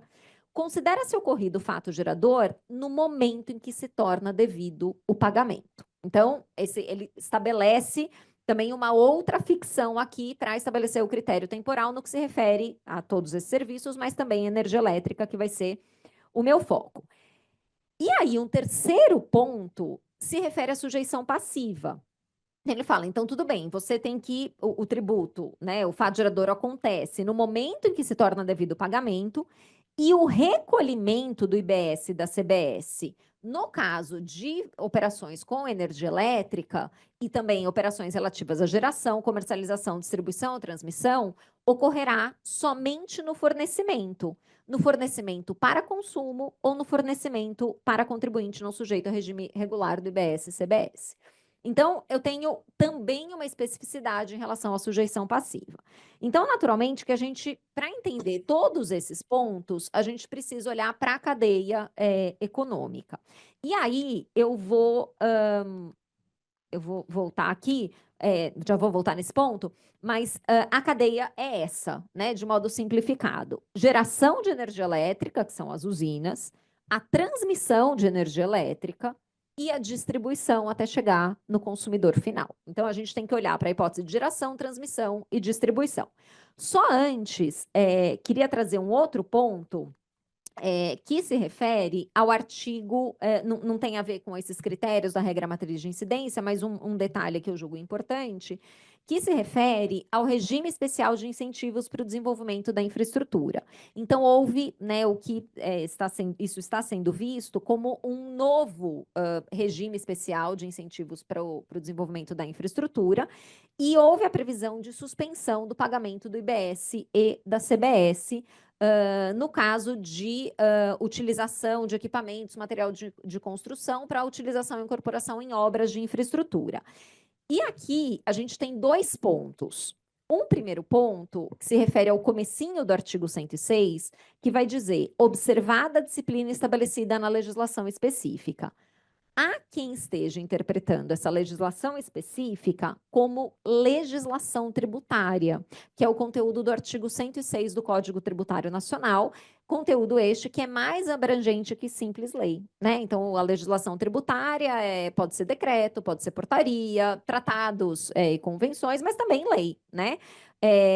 Então, será que pode mediante legislação tributária ou legislação aqui significa lei? Me parece que significa lei, né? E lei ordinária. Então, veio a lei complementar e estabeleceu as normas gerais. Eu acho que isso vai ser mais fácil de enfrentar, né? Desde que não haja nenhum abuso da autoridade. E um segundo ponto, por que eu estou falando disso aqui? Porque esse regime especial, ele vale para obras de infraestrutura. E a questão é, qualquer setor de infraestrutura, porque não houve a especificação. E aí me parece que sim, porque ele fala genericamente obras de infraestrutura, e isso abrangeria também a energia elétrica, né? As operações relacionadas à energia elétrica. Muito bem, então essa é só uma rápida aqui observação de dois pontos que podem gerar debates. Mas no que eu quero me concentrar mesmo, inclusive em benefício do tempo, é na cadeia econômica da energia elétrica. E a depender do momento que eu estiver na cadeia, eu vou ter um impacto naqueles critérios temporal, espacial e sujeição passiva. Então, o primeiro ponto, né, só para a gente retornar. Quando eu falo de energia elétrica, o fato gerador considera-se ocorrido no momento em que se torna devido o pagamento. E o recolhimento vai ser feito apenas no fornecimento para consumo ou contribuinte não sujeito ao regime irregular do IBS e da CBS. Muito bem. Quando a gente pensa na geração de energia elétrica, o que pode acontecer? Diz a lei complementar, artigo 28, inciso 1. Se essa geração de energia elétrica, né, ela tiver sido transferida via leilão, digamos, né, e, portanto, no ambiente de contratação regulada para uma distribuidora, então, nessa operação da usina para a distribuidora, não vai incidir IBS e CBS. Eu tenho uma hipótese de diferimento, ainda que a legislação não trate como diferimento, ele está dizendo, não vai haver a tributação será realizada exclusivamente pela distribuidora de energia elétrica, caso ocorra a venda para adquirente atendido em ambiente de contratação regulada. Então, eu tenho que olhar para o adquirente e o ambiente no qual ele adquire energia elétrica. Agora, se a aquisição foi em ambiente de contratação livre, né, e, portanto, não foi regulada, então, a gente vai ter o seguinte: o recolhimento, ele vai ser realizado pelo alienante, caso, né, então se trate de contratação no ambiente de contratação livre, na hipótese em que haja consumo do adquirente ou quando o adquirente não esteja sujeito ao regime regular do IBS e da CBS. Então, vamos dizer que a aquisição seja aqui feita pela Enel, nessa operação aqui, como não é consumo e nem contribuinte, né, que não está sujeito ao regime regular do IBS e da CBS, então não tem IBS e CBS. Agora, se a aquisição for por uma indústria, aí sim vai ter incidência do IBS e CBS, assim também quando a Enel fornece essa energia. Então, de novo, eu tenho aqui mais uma hipótese de diferimento. Então, eu tenho que olhar, mais uma vez, para quem está comprando, qual é o regime que compra. Porque a regra vai ser, eu vou tributar apenas no final, apenas no consumo. Isso se repete... e eu tenho aqui um debate sobre a utilização parcial dessa energia, né? Então, se eu utilizei apenas um pedaço, mas não utilizei o restante, vai ter que ter devolução do tributo? Aqui talvez a gente tenha alguma discussão, porque não tem a disciplina na lei complementar, né? Tem que ter devolução, como fica a possibilidade, inclusive, de apropriação de crédito, eu tenho que estornar o crédito, esse vai ser um problema que vai, eu imagino que vai aparecer. Quando a gente pensa para a transmissão, né? Então, a pergunta é a mesma. Onde que eu recolho, né? Nesse caso da transmissão, e depois a gente olha para quem tem o dever de recolher. A regra do IBS e da CBS é recolhimento no destino, né? Contudo, nas operações com energia elétrica, a gente tem que considerar como local da operação o local do estabelecimento principal do adquirente. E aí, nesse caso, a lei vai dizer o seguinte: imagine, né, que todas que toda a transmissão de energia elétrica tivesse que sempre olhar para o destino ou, portanto, para o local do adquirente, né, que é o que está dito aqui no inciso 11, parágrafo 7º, inciso 2º, isso ia ser muito custoso. Então, a gente tem, mais uma vez, uma exceção. Então, aqui é o seguinte: quando eu vendo para comercialização e para distribuição, então não vai ter IBS e CBS, eu tenho novamente diferimento. Em que caso eu vou ter pagamento pela transmissora? Somente na hipótese de prestação de serviço de transmissão de energia elétrica a consumidor conectado diretamente à rede básica de transmissão. Então, se esses dois adquirentes de energia elétrica, eles não são consumidores finais nesse sentido, não estão conectados diretamente à rede básica de transmissão, de novo, eu tenho diferimento, e aí eu só vou ter IBS e CBS na próxima saída para o consumidor final. E, finalmente, na distribuição, que aí é o mais fácil, né? Porque aí, quando eu distribuo, já vai para o consumidor final, aí sim eu tenho mais claramente a aplicação da regra da tributação no destino, né? Então, eu tenho a transferência, nessa transferência eu vou ter o IBS e a CBS. Então, o que a gente tem, no final das contas, é uma regra que diz: O pagamento vai se dar no consumo final, o que, de alguma forma, revela a lógica do IVA dual, né? Que eu olho para o consumidor. E em todas as hipóteses anteriores, eu vou diferir essa tributação, né? Para fins, inclusive, de simplificação, sob pena de eu ter que identificar muitas operações no destino e ter que lidar com muitas alíquotas. As empresas de energia elétrica, elas vão ter que lidar com as alíquotas dos consumidores finais, porque aqui, diferente dos combustíveis, eu posso ter autonomia dos estados e Distrito Federal e estabelecimento de alíquotas diversas. Então, esse é um ponto que, né, as empresas devem ficar atentas. E uma outra questão se refere à base de cálculo. Aqui está claro que o IBS e a CBS não estão incluídos na base de cálculo, né? Porque, como regra geral, são calculados por fora.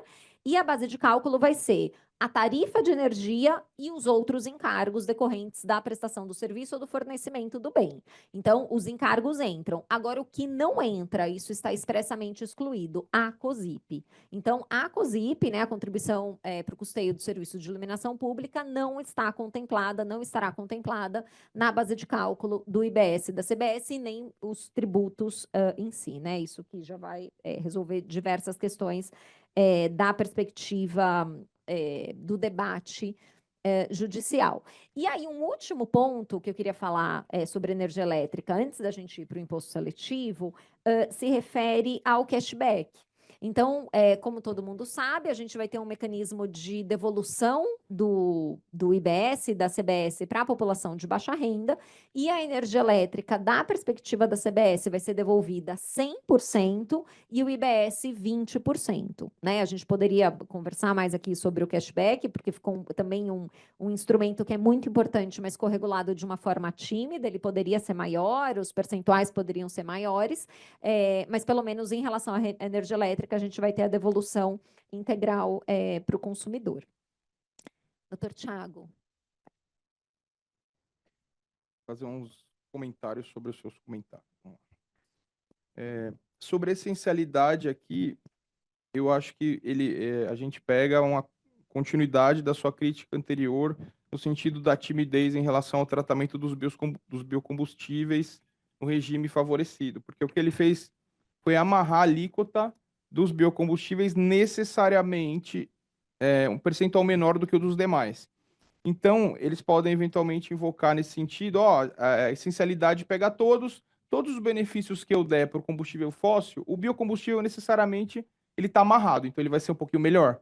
Então, teoricamente, eles podem fazer isso e dizer que estão respeitando as duas coisas, porque sim, eu estou beneficiando os fósseis, mas os bio necessariamente estão com uma alíquota menor.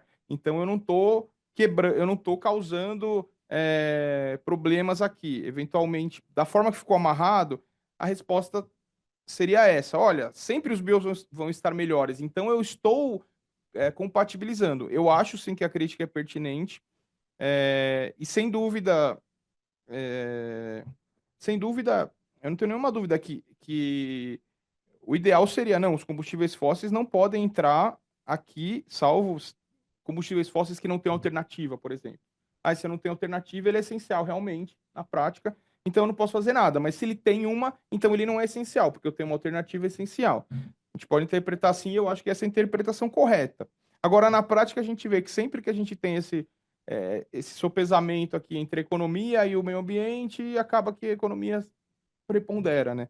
Mas, enfim, é uma questão bastante interessante. Um outro ponto, com relação à tributação no final, a gente vê que é o inverso do combustível, né? O combustível a gente tributa tudo lá no comecinho e aqui a gente tributa tudo no final. Sobre a questão da devolução do excedente, aqui eu me veio a ideia de problemas que existem na substituição tributária, né? Que foram eliminados nos combustíveis, e aqui a doutora já cogitou uma questão paralela em relação a esse regime da energia. Eu não sei, assim, num olhar a prima facie, se não tem a previsão expressa da devolução e o fato gerador tiver ocorrido, a princípio eu entendo que o contribuinte não teria como levar mais adiante essa tese. Mas eu achei interessante a questão. Talvez, não sei, aprofundar aqui para ver se tem alguma questão normativa em paralelo, mas como é uma questão de desoneração que não tem previsão expressa, se tem o fato gerador, então ele teria que pagar mesmo não tendo usado. Do ponto de vista econômico, de capacidade contributiva, não sei, mas assim, num olhar superficial, a princípio, a falta dessa norma me deixa numa ideia mais contrária aos contribuintes nesse primeiro momento. Com relação à exclusão da COSIP da base de cálculo, achei interessante que a doutora até já antecipou, né? Porque a gente tem hoje zilhões de ações, mais da metade das ações tributárias provavelmente são sobre isso.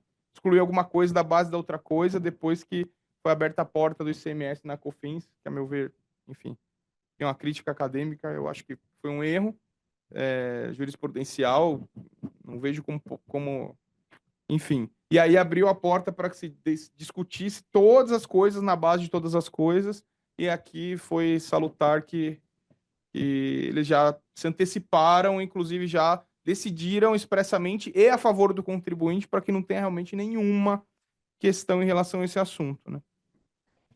E aí, no mesmo sentido dos encargos, né? Então, já disse, vai incluir na base. Sim. Então, né, isso não tem, enfim, numa tentativa de eliminar o debate. Muito bom. Vamos, então, só para a gente fechar, né, falar do imposto seletivo.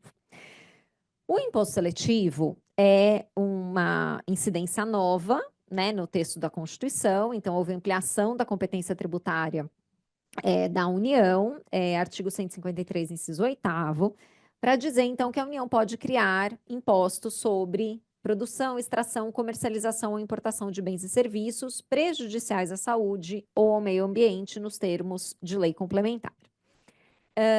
E aí, o parágrafo 6º desse mesmo dispositivo estabelece algumas regras. A primeira, que já conversa com a terceira parte aqui da minha fala, não incidirá sobre exportações, nem sobre operações com energia elétrica e telecomunicações. E por que eu falo aqui, né, a despeito de não ter grifado, também das operações de telecom? Porque esse inciso 1º do parágrafo 6º, ele reflete, de fato, o 18A do Código Tributário Nacional e, portanto, reconhece a essencialidade dessas operações, né? E veja que não colocou aqui combustíveis fósseis, né? O que foi, pelo menos, né, poderia ter saído.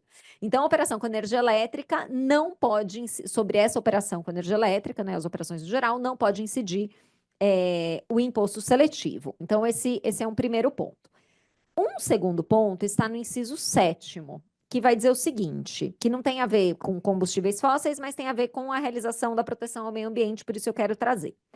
Na extração, o imposto será cobrado independentemente da destinação, caso em que a alíquota máxima corresponderá a 1% do valor do mercado de produto. Aqui poderia ser extração de combustível fóssil, né? A gente poderia ter essa escolha pelo legislador complementar, que não o fez, é importante deixar claro. Quando a gente olha para a lei complementar, o que nós temos? Nós temos no artigo 409, então, a instituição do imposto seletivo, e aí no parágrafo 1º, dizendo o seguinte, olha, consideram-se prejudiciais à saúde ou ao meio ambiente, aí aqui já começa o primeiro problema. Os bens classificados nos códigos da NCM e Sistema Harmonizado e o carvão mineral e os serviços listados no anexo 17, referentes a. A redação aqui está horrível, né? É até difícil de ler. Por quê? Porque ele fala assim. Então, porque numa leitura rápida, a gente fala, tudo bem, eu tenho que ir para o anexo 17 e é ali que vai resolver. Só que ele diz, os bens classificados nos códigos NCM tal e o carvão mineral. E aí, referentes a 2 pontos, inciso 6º, bens minerais. Então, o carvão mineral é uma outra categoria ou se insere nos bens minerais? Porque se se insere e deveria se inserir, para que eu coloquei o carvão mineral ali em cima? Esse é um primeiro ponto. Isso gera um problema relevante, porque quando a gente olha para o anexo e os NCMs, não há NCM relativo a carvão mineral. Então, não teve. Então, parece que ele está dizendo, carvão mineral é outra coisa. Os bens minerais que eu quero tributar são esses do NCM e o carvão mineral. Por que não indicou o NCM do carvão mineral? Não sabemos. E aí tem um outro problema, né? Que é o seguinte: o 422 ele vai estabelecer a alíquota máxima da extração com bens minerais em observância ao texto da Constituição, certo? E a Constituição fala em 1%, ele estabelece percentual máximo de 0,25 nas operações com bens minerais extraídos. Isso vale para carvão mineral? Carvão mineral é um bem mineral, mas o próprio dispositivo que disciplina o imposto seletivo diferenciou o carvão mineral. Então, quer dizer, vai haver incidência do seletivo sobre carvão mineral ou a lei complementar não instituiu, né? Ou ela instituiu, mas não vai ter alíquota mínima.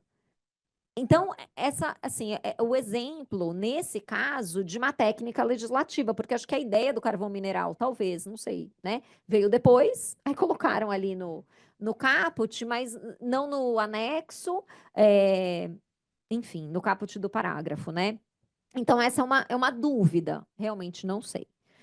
E um outro ponto, aí esse é o último, eu queria só ressaltar aqui uma incongruência que se refere ao fato de o legislador ter escolhido tributar os veículos, mas não os combustíveis, né, a não ser nessa hipótese de extração, mas não os combustíveis fósseis comercializados, e ele poderia ter tributado. Aqui vai dar muita discussão, né? Porque as empresas, as associações relacionadas à produção de veículos já estão dizendo que não faz sentido tributar o veículo, porque o veículo é um instrumento, né? E que o poluente é o combustível fóssil. E houve também a previsão de tributação, inclusive de veículos elétricos, com o argumento de que a bateria do veículo elétrico é pouco reciclável, né? O grau de reciclabilidade é baixo, então também teria esse impacto no ambiente, no meio ambiente. No fundo, o que me parece aqui é que o legislador complementar, ele atribuiu ao imposto seletivo a natureza do IPI, né? Porque quando ele vem e resolve tributar veículo, ele não quer perder o IPI sobre veículos. No fundo, é isso. E aí assume-se uma natureza fiscal por um tributo que deveria ser extrafiscal. Por que ele deveria ser extrafiscal? Porque a ideia do imposto seletivo é justamente intervir no comportamento do consumidor, intervir no mercado, de modo a evitar aquele comportamento, né? Então, vou onerar mais para que as pessoas não consumam esses bens, porque esses bens vão ser mais caros, seja porque eles causam males à saúde ou ao meio ambiente. Esses foram os critérios.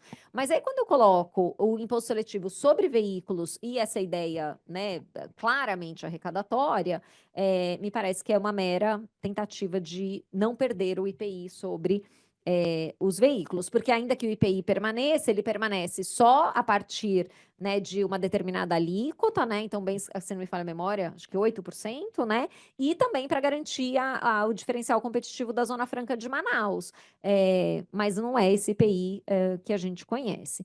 Então, esse era um segundo ponto que eu queria trazer aqui em relação ao imposto seletivo. Eu queria muito te ouvir, Tiago, porque eu acho que primeiro, né? Muita gente, quando veio a previsão do imposto seletivo, lá na PEC, ainda na PEC 45, muita gente falou: olha, vai ser um perigo esse imposto seletivo, porque pode ser um cheque em branco para a União.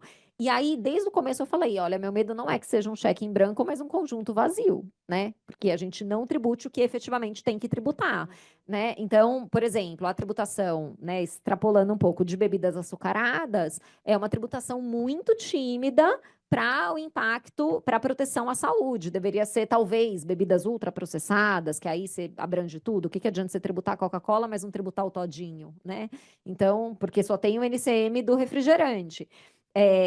Além disso, o que adianta tributar veículo e não tributar combustível fóssil? Então, e outra, tributação de armas de fogo, que também ficou fora do imposto seletivo. Então, acho que é um tributo que ele é mais retórico, né, do que efetivo em termos de política tributária. Mas aí eu vou te passar a palavra, mas eu já vou encerrar e agradecer, deixar meus contatos aqui, dizer que foi um enorme prazer, mas a gente continua aqui com esse diálogo.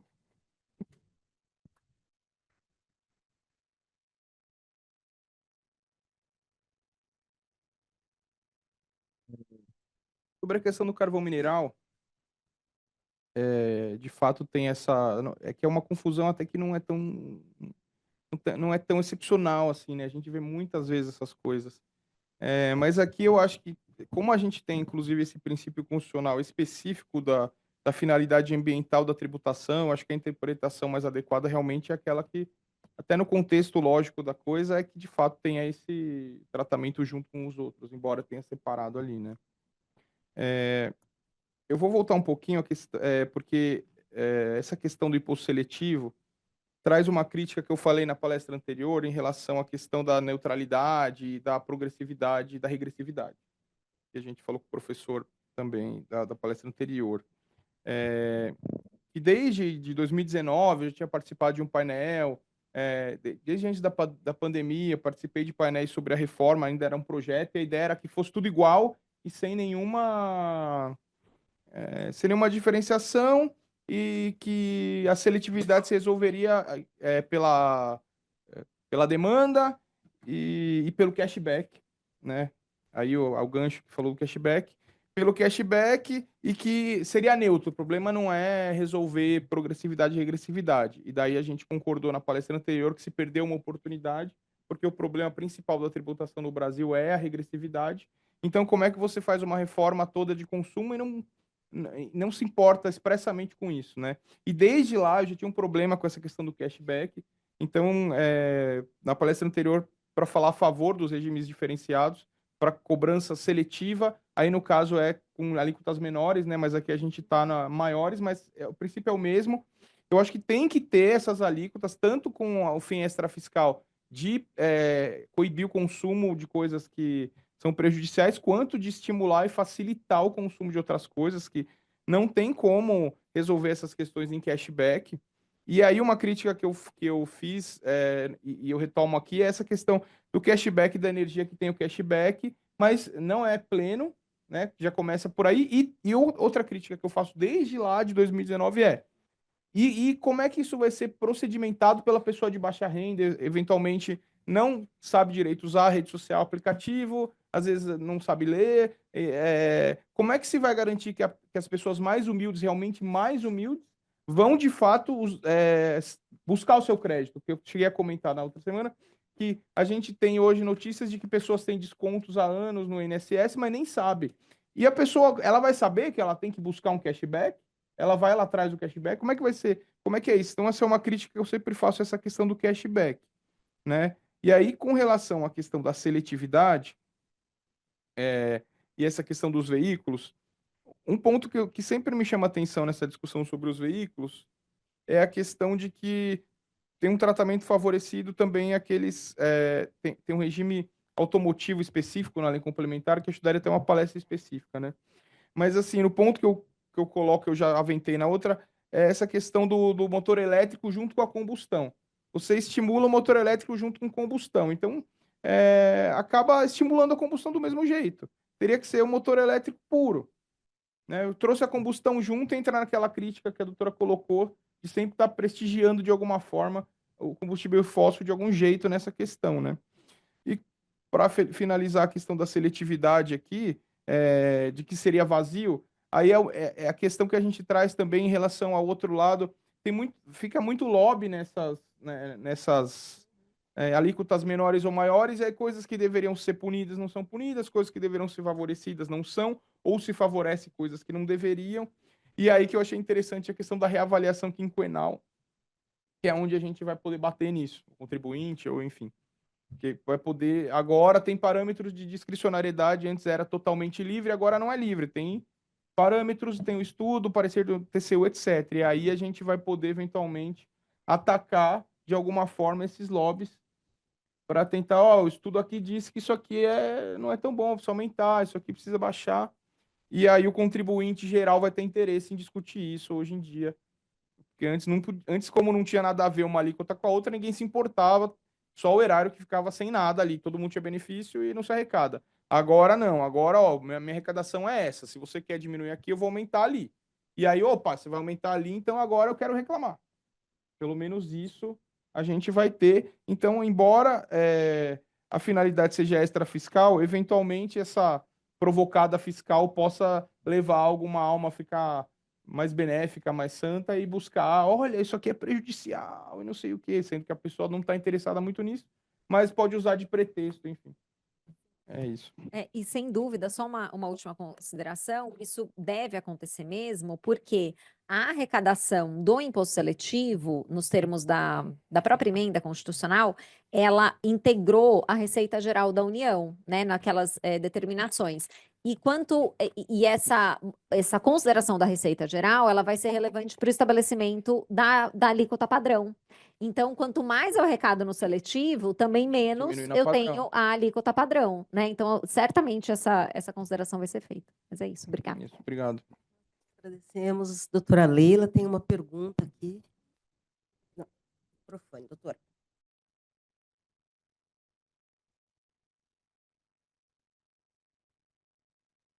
Primeiro, eu quero parabenizar a doutora Tatiane pela palestra maravilhosa, as considerações do doutor Tiago também, muito obrigada. E são duas questões. Uma é com relação aos biocombustíveis e essa economia familiar, né? E também que se relaciona, de algum modo, a esse relatório. Como nós aqui, agora eu estou pensando na Casa, Poder Judiciário, vamos receber uma lide nesse sentido. Imagina a família, né, a economia familiar, dizendo: olha, não existe esta previsão e eu quero. Né? E o juiz vai fazer o quê? Né? Porque ele não pode conceder a isenção, a redução, né? Nós não somos poder que analisa isso. Então, eu não vejo muita saída. Eu vejo como a doutora colocou, né? A professora Tatiana coloca, que é algo assim que ficou tímido e ainda por cima um pouco, né, retórico só, né? Então, nesse ponto, e também do relatório, me parece que não tem muito o que fazer. E agora, dessa seletividade, do uso da extrafiscalidade, que é algo que é histórico, né, no poder de tributar, no direito de tributar, porque a gente vai percebendo, né, que o doutor Tiago tocou na progressividade. Né? O sistema é regressivo, acabou. A fundamentação está lá no sempre que possível. O sempre que possível fundamenta. Se for possível, ele vai ser justo, mas não é, porque não dá conta, então vai ser regressivo. E aí, nessa regressividade, que é histórica, a gente coloca a progressividade, mas a progressividade me parece que ela não está para o seletivo. O seletivo é outra esfera, né? Eu não posso colocar o seletivo como algo progressivo. Posso usar a técnica da progressividade no seletivo. E aí vem estudar o que é seletivo. Por exemplo, o cigarro, né? O Brasil mesmo usou o imposto seletivo para tributar de forma, né, com uma alíquota exacerbada o cigarro, mas nunca usou isso para coibir o uso do cigarro. Só recentemente, né, que a gente teve. Recentemente, eu digo porque é histórico. Então, assim, qual que é a sua percepção dessa seletividade, que a doutora já colocou de alguma forma, mas esses casos que são emblemáticos, né, se a gente vai ter realmente efetividade, e como que essas pessoas, né, da economia familiar, e esses que se ressentem para falar, olha, esse produto aqui é sim, né, prejudicial à saúde, eu quero que inclua no relatório. Eles vão vir ao judiciário como? Obrigada. Bom, são duas questões bem interessantes. Primeiro, em relação à agricultura familiar, e que de fato eles teriam, né, um benefício, é isso, o judiciário não é o lugar, né, senão atuaria como legislador positivo, eventualmente o Supremo, uma ação em razão da omissão, mas aí também é algo que ficou delegado para o decreto, né? Então, e também em que medida, talvez a gente devesse dizer, não deveria estar no decreto, deveria ser a lei, aí o Supremo pode atuar nessa direção, mas de fato, me parece que é algo mais retórico do que efetivo. No que se refere ao imposto seletivo, esse é um tema a respeito do qual eu tenho várias reflexões e também interesse. Quando a gente teve as audiências públicas, tanto no Senado como na Câmara dos Deputados, eu participei de algumas para discutir o seletivo. E aí, era muito engraçado, porque aí tinha toda a indústria na mesa, né? E eu, acadêmica, para debater, e eles falando: olha, isso é aumento de carga tributária, então quer dizer que agora a gente vai ter um novo tributo. Aí teve um dia que eu falei: gente, deixar uma coisa clara, a gente já tem tributação seletiva, né? Pelo cigarro, Sempre bebida teve. alcoólica, sempre teve, é que agora mudou de nome. E aí a minha questão é cigarro mesmo, que é uma política tributária que não é só tributária, né? O consumo e a restrição, a redução do uso de cigarro é multifatorial, tem a ver também com ponto de venda, com propaganda, com aquela, né, a doença atrás do maço, preço mínimo de venda e a tributação. O Brasil é reconhecido como um exemplo internacional de sucesso de uso da política tributária na redução do consumo de cigarro, que vem reduzindo especialmente os jovens, né? Agora a gente precisa ainda esperar qual vai ser o efeito do cigarro eletrônico, né, nos jovens, mas a percepção é de que a gente, né, sente, às vezes eu falo, meu Deus, né, todos os adolescentes estão fumando vape, mas na verdade isso é muito concentrado em São Paulo, Rio de Janeiro e Distrito Federal, né? Então, é uma minoria mesmo, né, que tem acesso e tudo mais. Mas, de todo modo, o problema de transportar uma política já bem feita da tributação de cigarro, então via IPI, PiscoFins e ICMS em alguns estados, para o imposto seletivo, o risco é que a gente tenha redução da carga tributária. E isso poderia ser danoso para fins de saúde, porque hoje a nossa carga tributária total, considerando IPI, ICMS médio, né, e PiscoFins, é cerca de 79% a tributação do cigarro mais o preço mínimo. Então, né, vamos considerar que a gente vai ter IBS e CBS, vamos, né, para arredondar, 27%, a gente teria que ter a diferença disso no imposto seletivo. Não vai ter. Né? Imagina, o lobby da indústria tabagista não vai deixar ter uma tributação altíssima, vai falar que é confiscatório e tudo mais. Então, nesse ponto, eu acho que a gente pode ter um retrocesso muito importante, porque não tem garantia da manutenção da carga tributária atual. Então, eu acho que esse é um tema que a gente deveria debater mais, mas aí eu ainda falei outro dia lá no outro evento, eu falei, olha, vocês podem apostar, daqui a 2 anos a gente vai estar discutindo que tem sim que tributar cigarro, porque vai ter um monte de estudo promovido pela indústria tabagista, dizendo, não, a tributação maior não implica não consumo, porque tem muito cigarro contrabandeado, e de fato tem muito cigarro contrabandeado. Segundo o Ministério da Saúde, cerca de 30% do cigarro consumido no Brasil proveniente de contrabando. Só que a gente também é signatário de uma convenção internacional, que é a Convenção Quadro de Controle ao Tabagismo, que obriga o Brasil a combater o contrabando. Então, né, tem muitos interesses políticos envolvidos e eu acho que o imposto seletivo pode ser um grande gargalo de redução tributária sobre bens que deveriam ser mais onerados. As armas são um exemplo, né? Então, a gente vai sair de uma tributação de 89% para uma tributação de 26,5%, né? Para a arma, que é um bem evidentemente não essencial e gravoso para fins de integridade física, especialmente das mulheres e população negra. Então é isso. Não sou otimista. Muito obrigado. Mais alguma pergunta? Qual vai? Obrigado. Doutora Tatiane, parabéns pela exposição. Doutor Tiago também, nossa, muito boa, muito feliz de ter podido participar aqui, assistir a bela apresentação. Eu gostaria de colocar uma questão referente a essa alteração de alíquota via decreto, pensando um pouco nos fatores reais de poder, né, sobretudo aqui no Brasil, né. O nosso Congresso é um Congresso muito letárgico e vemos cada vez mais aí as pautas travadas por questões políticas ou até politiqueiras, né. E eu penso que uma alteração de alíquota com essa, por esse ato conjunto, né, envolvendo a ANP, eh, Poder Executivo e agora me falhou aqui, Comitê Gestor, seria uma alternativa para que isso não ficasse travado, né, e impedindo o sucesso dessa política de incentivo, né? Outro ponto que eu queria abordar é essa questão do reajuste e majoração, porque assim, entendi, né? O reajuste leva em consideração os fatores de inflação, né? Seria, na verdade, para manter, né, aquele valor. Porém, essa questão da inflação é um pouco complicada, né? São vários índices, né? E em determinadas situações pode-se entender que ocorreu, na verdade, uma majoração, né? E, consequentemente, isso gerar uma discussão, né? Aquela questão da anterioridade. E nesse ponto, talvez, né, uma tese que se possa sustentar é de que o melhor caminho seria entender que a anterioridade seria, a melhor seria a anual mais a nonagesimal. Um terceiro ponto que eu queria ponderar, assim, para saber também um pouco mais, era referente a essa questão dos veículos híbridos e elétricos, né?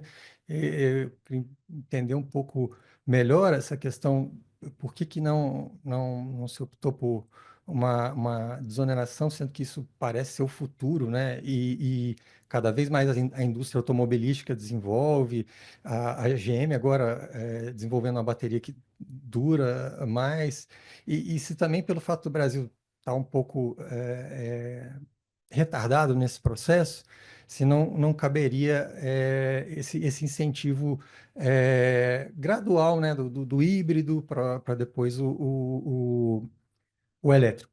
Muito obrigado.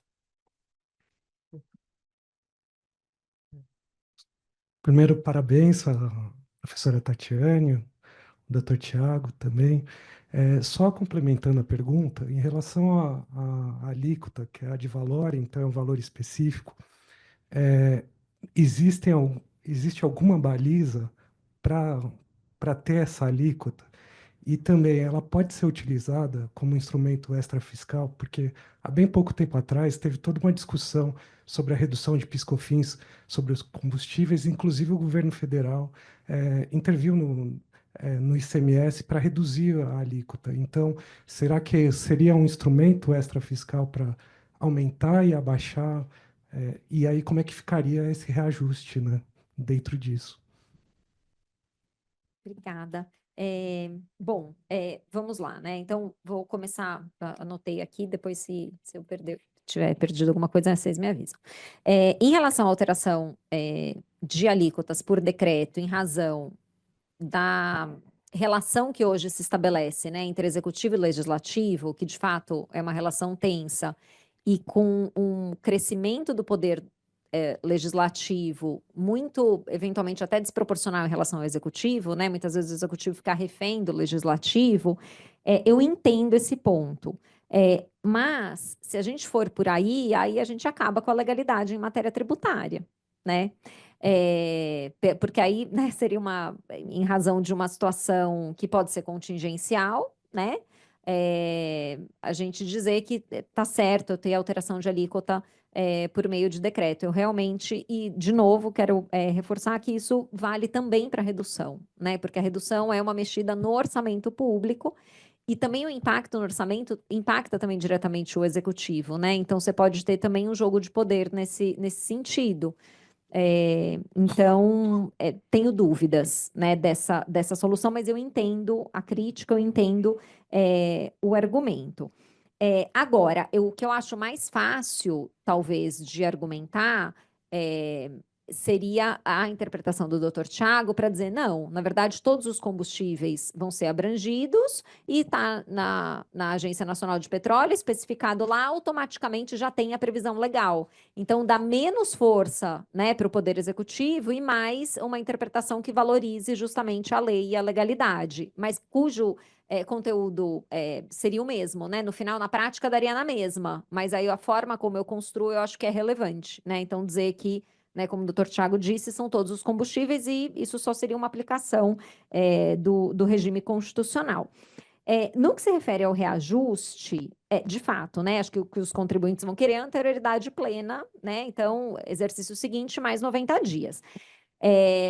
eu acho que essa discussão vai vir, e no que se refere aos reajustes, os índices de fato são diversos, mas a gente pode ter o estabelecimento, a escolha de um índice, né? Da perspectiva orçamentária, a gente tem isso, né? O teto de gastos era corrigido pelo Índice Nacional de Preços ao Consumidor, e o INPC, ele pauta, né, diversas questões públicas. Então, eu acho que daria para considerar, a despeito de sim poder haver discussões justamente se o reajuste gerou aumento, né? E se o índice é o mais favorável ou não para o contribuinte ou para a fazenda. Sobre os veículos híbridos, aí eu não sei se o doutor Tiago quer complementar. O que a gente tem, na verdade, é a possibilidade também de tributação pelo imposto seletivo também desses veículos, então dos elétricos e também os híbridos. Eu também acho que é descabido nesse caso, porque de alguma forma poderia ser uma transição para uma menor dependência dos combustíveis fósseis, né? Então e tem diversas formas, né, de eu ter um veículo híbrido. Ele próprio, a combustão pode se dar pelo gasto de energia dele mesmo, né? Então, ele mesmo se carrega conforme eu estou andando com o carro. Então, eu acho que sim, aqui a gente poderia ter uma relativização, mas é isso, a indústria automotiva é muito forte no Brasil, né? Porque também emprega muito e tem várias questões sociais. Mas eu concordo, eu acho que os elétricos também deveriam ter ficado de fora, porque mesmo os 100% elétricos, porque mesmo o fato de a bateria ser de lítio e ter uma baixa reciclabilidade, a gente já tem hoje em diversos países o desenvolvimento de tecnologias próprias para a reciclagem dessa bateria. E aí, como você vai estimular que essa indústria, né, se desenvolva sem que haja esse incentivo, né? Ou pior, né? Havendo um desincentivo, né? Poderia pelo menos ser o regime padrão. Quanto ao uso das alíquotas de uma perspectiva extrafiscal, esse é um ponto interessante porque hoje a gente tem esse uso, né? Justamente, teve redução do PIS/COFINS, até me parece que foi no governo anterior, e aí o combustível não baixou, e aí então o presidente à época falou, não, então vocês cobrem dos postos, porque isso deveria ser repassado e tudo mais. Me parece que sim, poderia ser utilizado com essa finalidade extrafiscal, especialmente porque as alíquotas vão ser divulgadas pelo Comitê Gestor e pelo Poder Executivo, né? Então, o Comitê Gestor para o IBS e Poder Executivo para a União. Então, eu acho que não afasta, mas essa é uma boa questão. Eu acho que não tem nenhuma previsão, não sei se o doutor Tiago viu alguma previsão específica na norma quanto a essa possibilidade, mas acho que já é um uso clássico, né, da perspectiva da tributação dos combustíveis. E aí teria que ver também se, tudo bem, eu reduzir, né, para fins de uso extrafiscal, a majoração vai ter que observar a anterioridade, de acordo com a jurisprudência atual do Supremo. Então, acho que essas questões têm que ser consideradas. Sobre essa questão da extrafiscalidade, pelo que eu vi lá, pelo que eu entendi da interpretação geral, porque eles têm muitas regras de transição, e uma das regras que eles têm em relação a essa questão das alíquotas eles estabelecem a alíquota nacional, mas por produto ela é variada. E pelo que eu entendi no contexto das normas, essa variação ela leva em consideração também o impacto ambiental. Então tem aí embutido uma questão extrafiscal. Até quando ele fala de novo daquele item que eu chamo de residual, os combustíveis que são mais parecidos, vai tributar o que for mais parecido. Um dos critérios que ele coloca como mais parecido é o critério do impacto ambiental. Então aquele que tem a finalidade, impacto ambiental semelhante. Então se ele já está falando de impacto ambiental para você estabelecer uma alíquota do combustível residual, do combustível genérico ali que não está especificado, a meu ver, dá a entender que ele tem sim essa intenção de que essa diferença entre os combustíveis leve em consideração esse impacto também. Entendeu? Eu acho isso, que já está. Além de ter o princípio que deveria, por si só, nortear isso, as próprias regras subsidiárias ali de tratamento da carga, para mim, dão a entender que essa diferença entre esse combustível eu tributo com essa alíquota, esse com essa outra, e não todos com a mesma alíquota. Por que não todos com a mesma alíquota? Exatamente porque um tem um uso mais extensivo, outro não. E o impacto ambiental, ao meu ver, ele entra nisso. Então, eu acho que está dentro, sim, dessa questão. Com relação aos índices, a gente sempre tem discussão, né? Quando estabelece um índice, alguém vai reclamar que é um índice melhor, né? Isso vai, com certeza, via juízo, mas a tendência da jurisprudência é que se for um índice razoável que tem anexo com o preço de combustíveis, ele vai ser mantido. E a tendência é que o governo faça isso. Então, Na prática, eu acho que vai ter ações, mas que não vão prosperar nesse sentido. E, por fim, em relação a essa questão do carro elétrico, que é a crítica que eu trago desde antes, é o seguinte, temos o híbrido, mas o híbrido ainda não desestimula, ele é um passo para o sem combustão, mas ele está com combustão, a norma não define percentual, proporção, eventualmente você pode até cogitar um planejamento tributário aí, de colocar uma bateriazinha mínima ali só para ter isenção, e colocar o combustível junto. Então, eu tenho lá, sei lá, um híbrido flex com um carregamento ali só para... é híbrido, entendeu? É híbrido. Então, eu acho que o ideal seria mesmo prestigiar Sol de 100%, até para forçar, né? Que o senhor falou, a gente está avançando pouco nisso, mas para forçar exatamente a função extrafiscal de estimular a indústria a buscar o 100%, porque hoje ela não busca, porque em termos de benefício é o mesmo benefício do híbrido, o híbrido é mais popular, porque o pessoal, enfim, a gente não tem os pontos de carga e o povo acostumado com combustível, etc. Então, a gente desestimula, na prática acontece que você desestimula a busca pelo 100%, porque o tratamento tributário do híbrido é o mesmo. Então, é por isso que eu sempre critico esse sentido que deveria, a meu ver, é uma questão meio de política, né? A gente está falando de extrafiscalidade, sempre vai entrar nessa questão de princípio. Mas, a meu ver, o ideal aqui seria prestigiar realmente o 100%. A gente sempre tem essa questão do lobby, que a doutora, né, trouxe sempre, essa questão do, poxa, mas isso aqui prejudica, mas está aqui. Enfim, tem esse lobby da energia do combustível que sempre vai puxar no sentido, ou até o lobby também da indústria automotiva, né? Vai puxar para que fique como tá, para que, então eu coloco aqui um híbrido e fica tudo bem. Por que eu vou fazer um motor 100% elétrico? Então, é mais ou menos por aí. Eu gostaria de agradecer muitíssimo a participação da doutora Tatiane, que nos brindou com tantos conhecimentos, nos instigou aqui a pensar sobre tantas coisas que eu pessoalmente não imaginava que essa discussão traria tanta reflexão. Muito obrigada, doutora Tatiane, pela sua participação. A senhora está sempre convidada a voltar aqui a essa escola. Doutor Tiago, também, muitíssimo obrigado por esse debate tão rico. Agradeço a todos que participaram aqui presencialmente e online. Nós tivemos mais de 210 participantes. Muitos, muitos, muitos elogios. Parabéns, doutora Tatiane. E na manhã de amanhã, nós teremos a nossa 7ª aula, o tema Regimes Específicos de Tributação, Empresas Prestadoras de Serviço, o palestrante, o desembargador federal Herbert T. Bruin. Às 10 horas, nos encontramos aqui. Desejo um bom dia, uma semana a todos e está encerrada a nossa aula. Muito obrigada.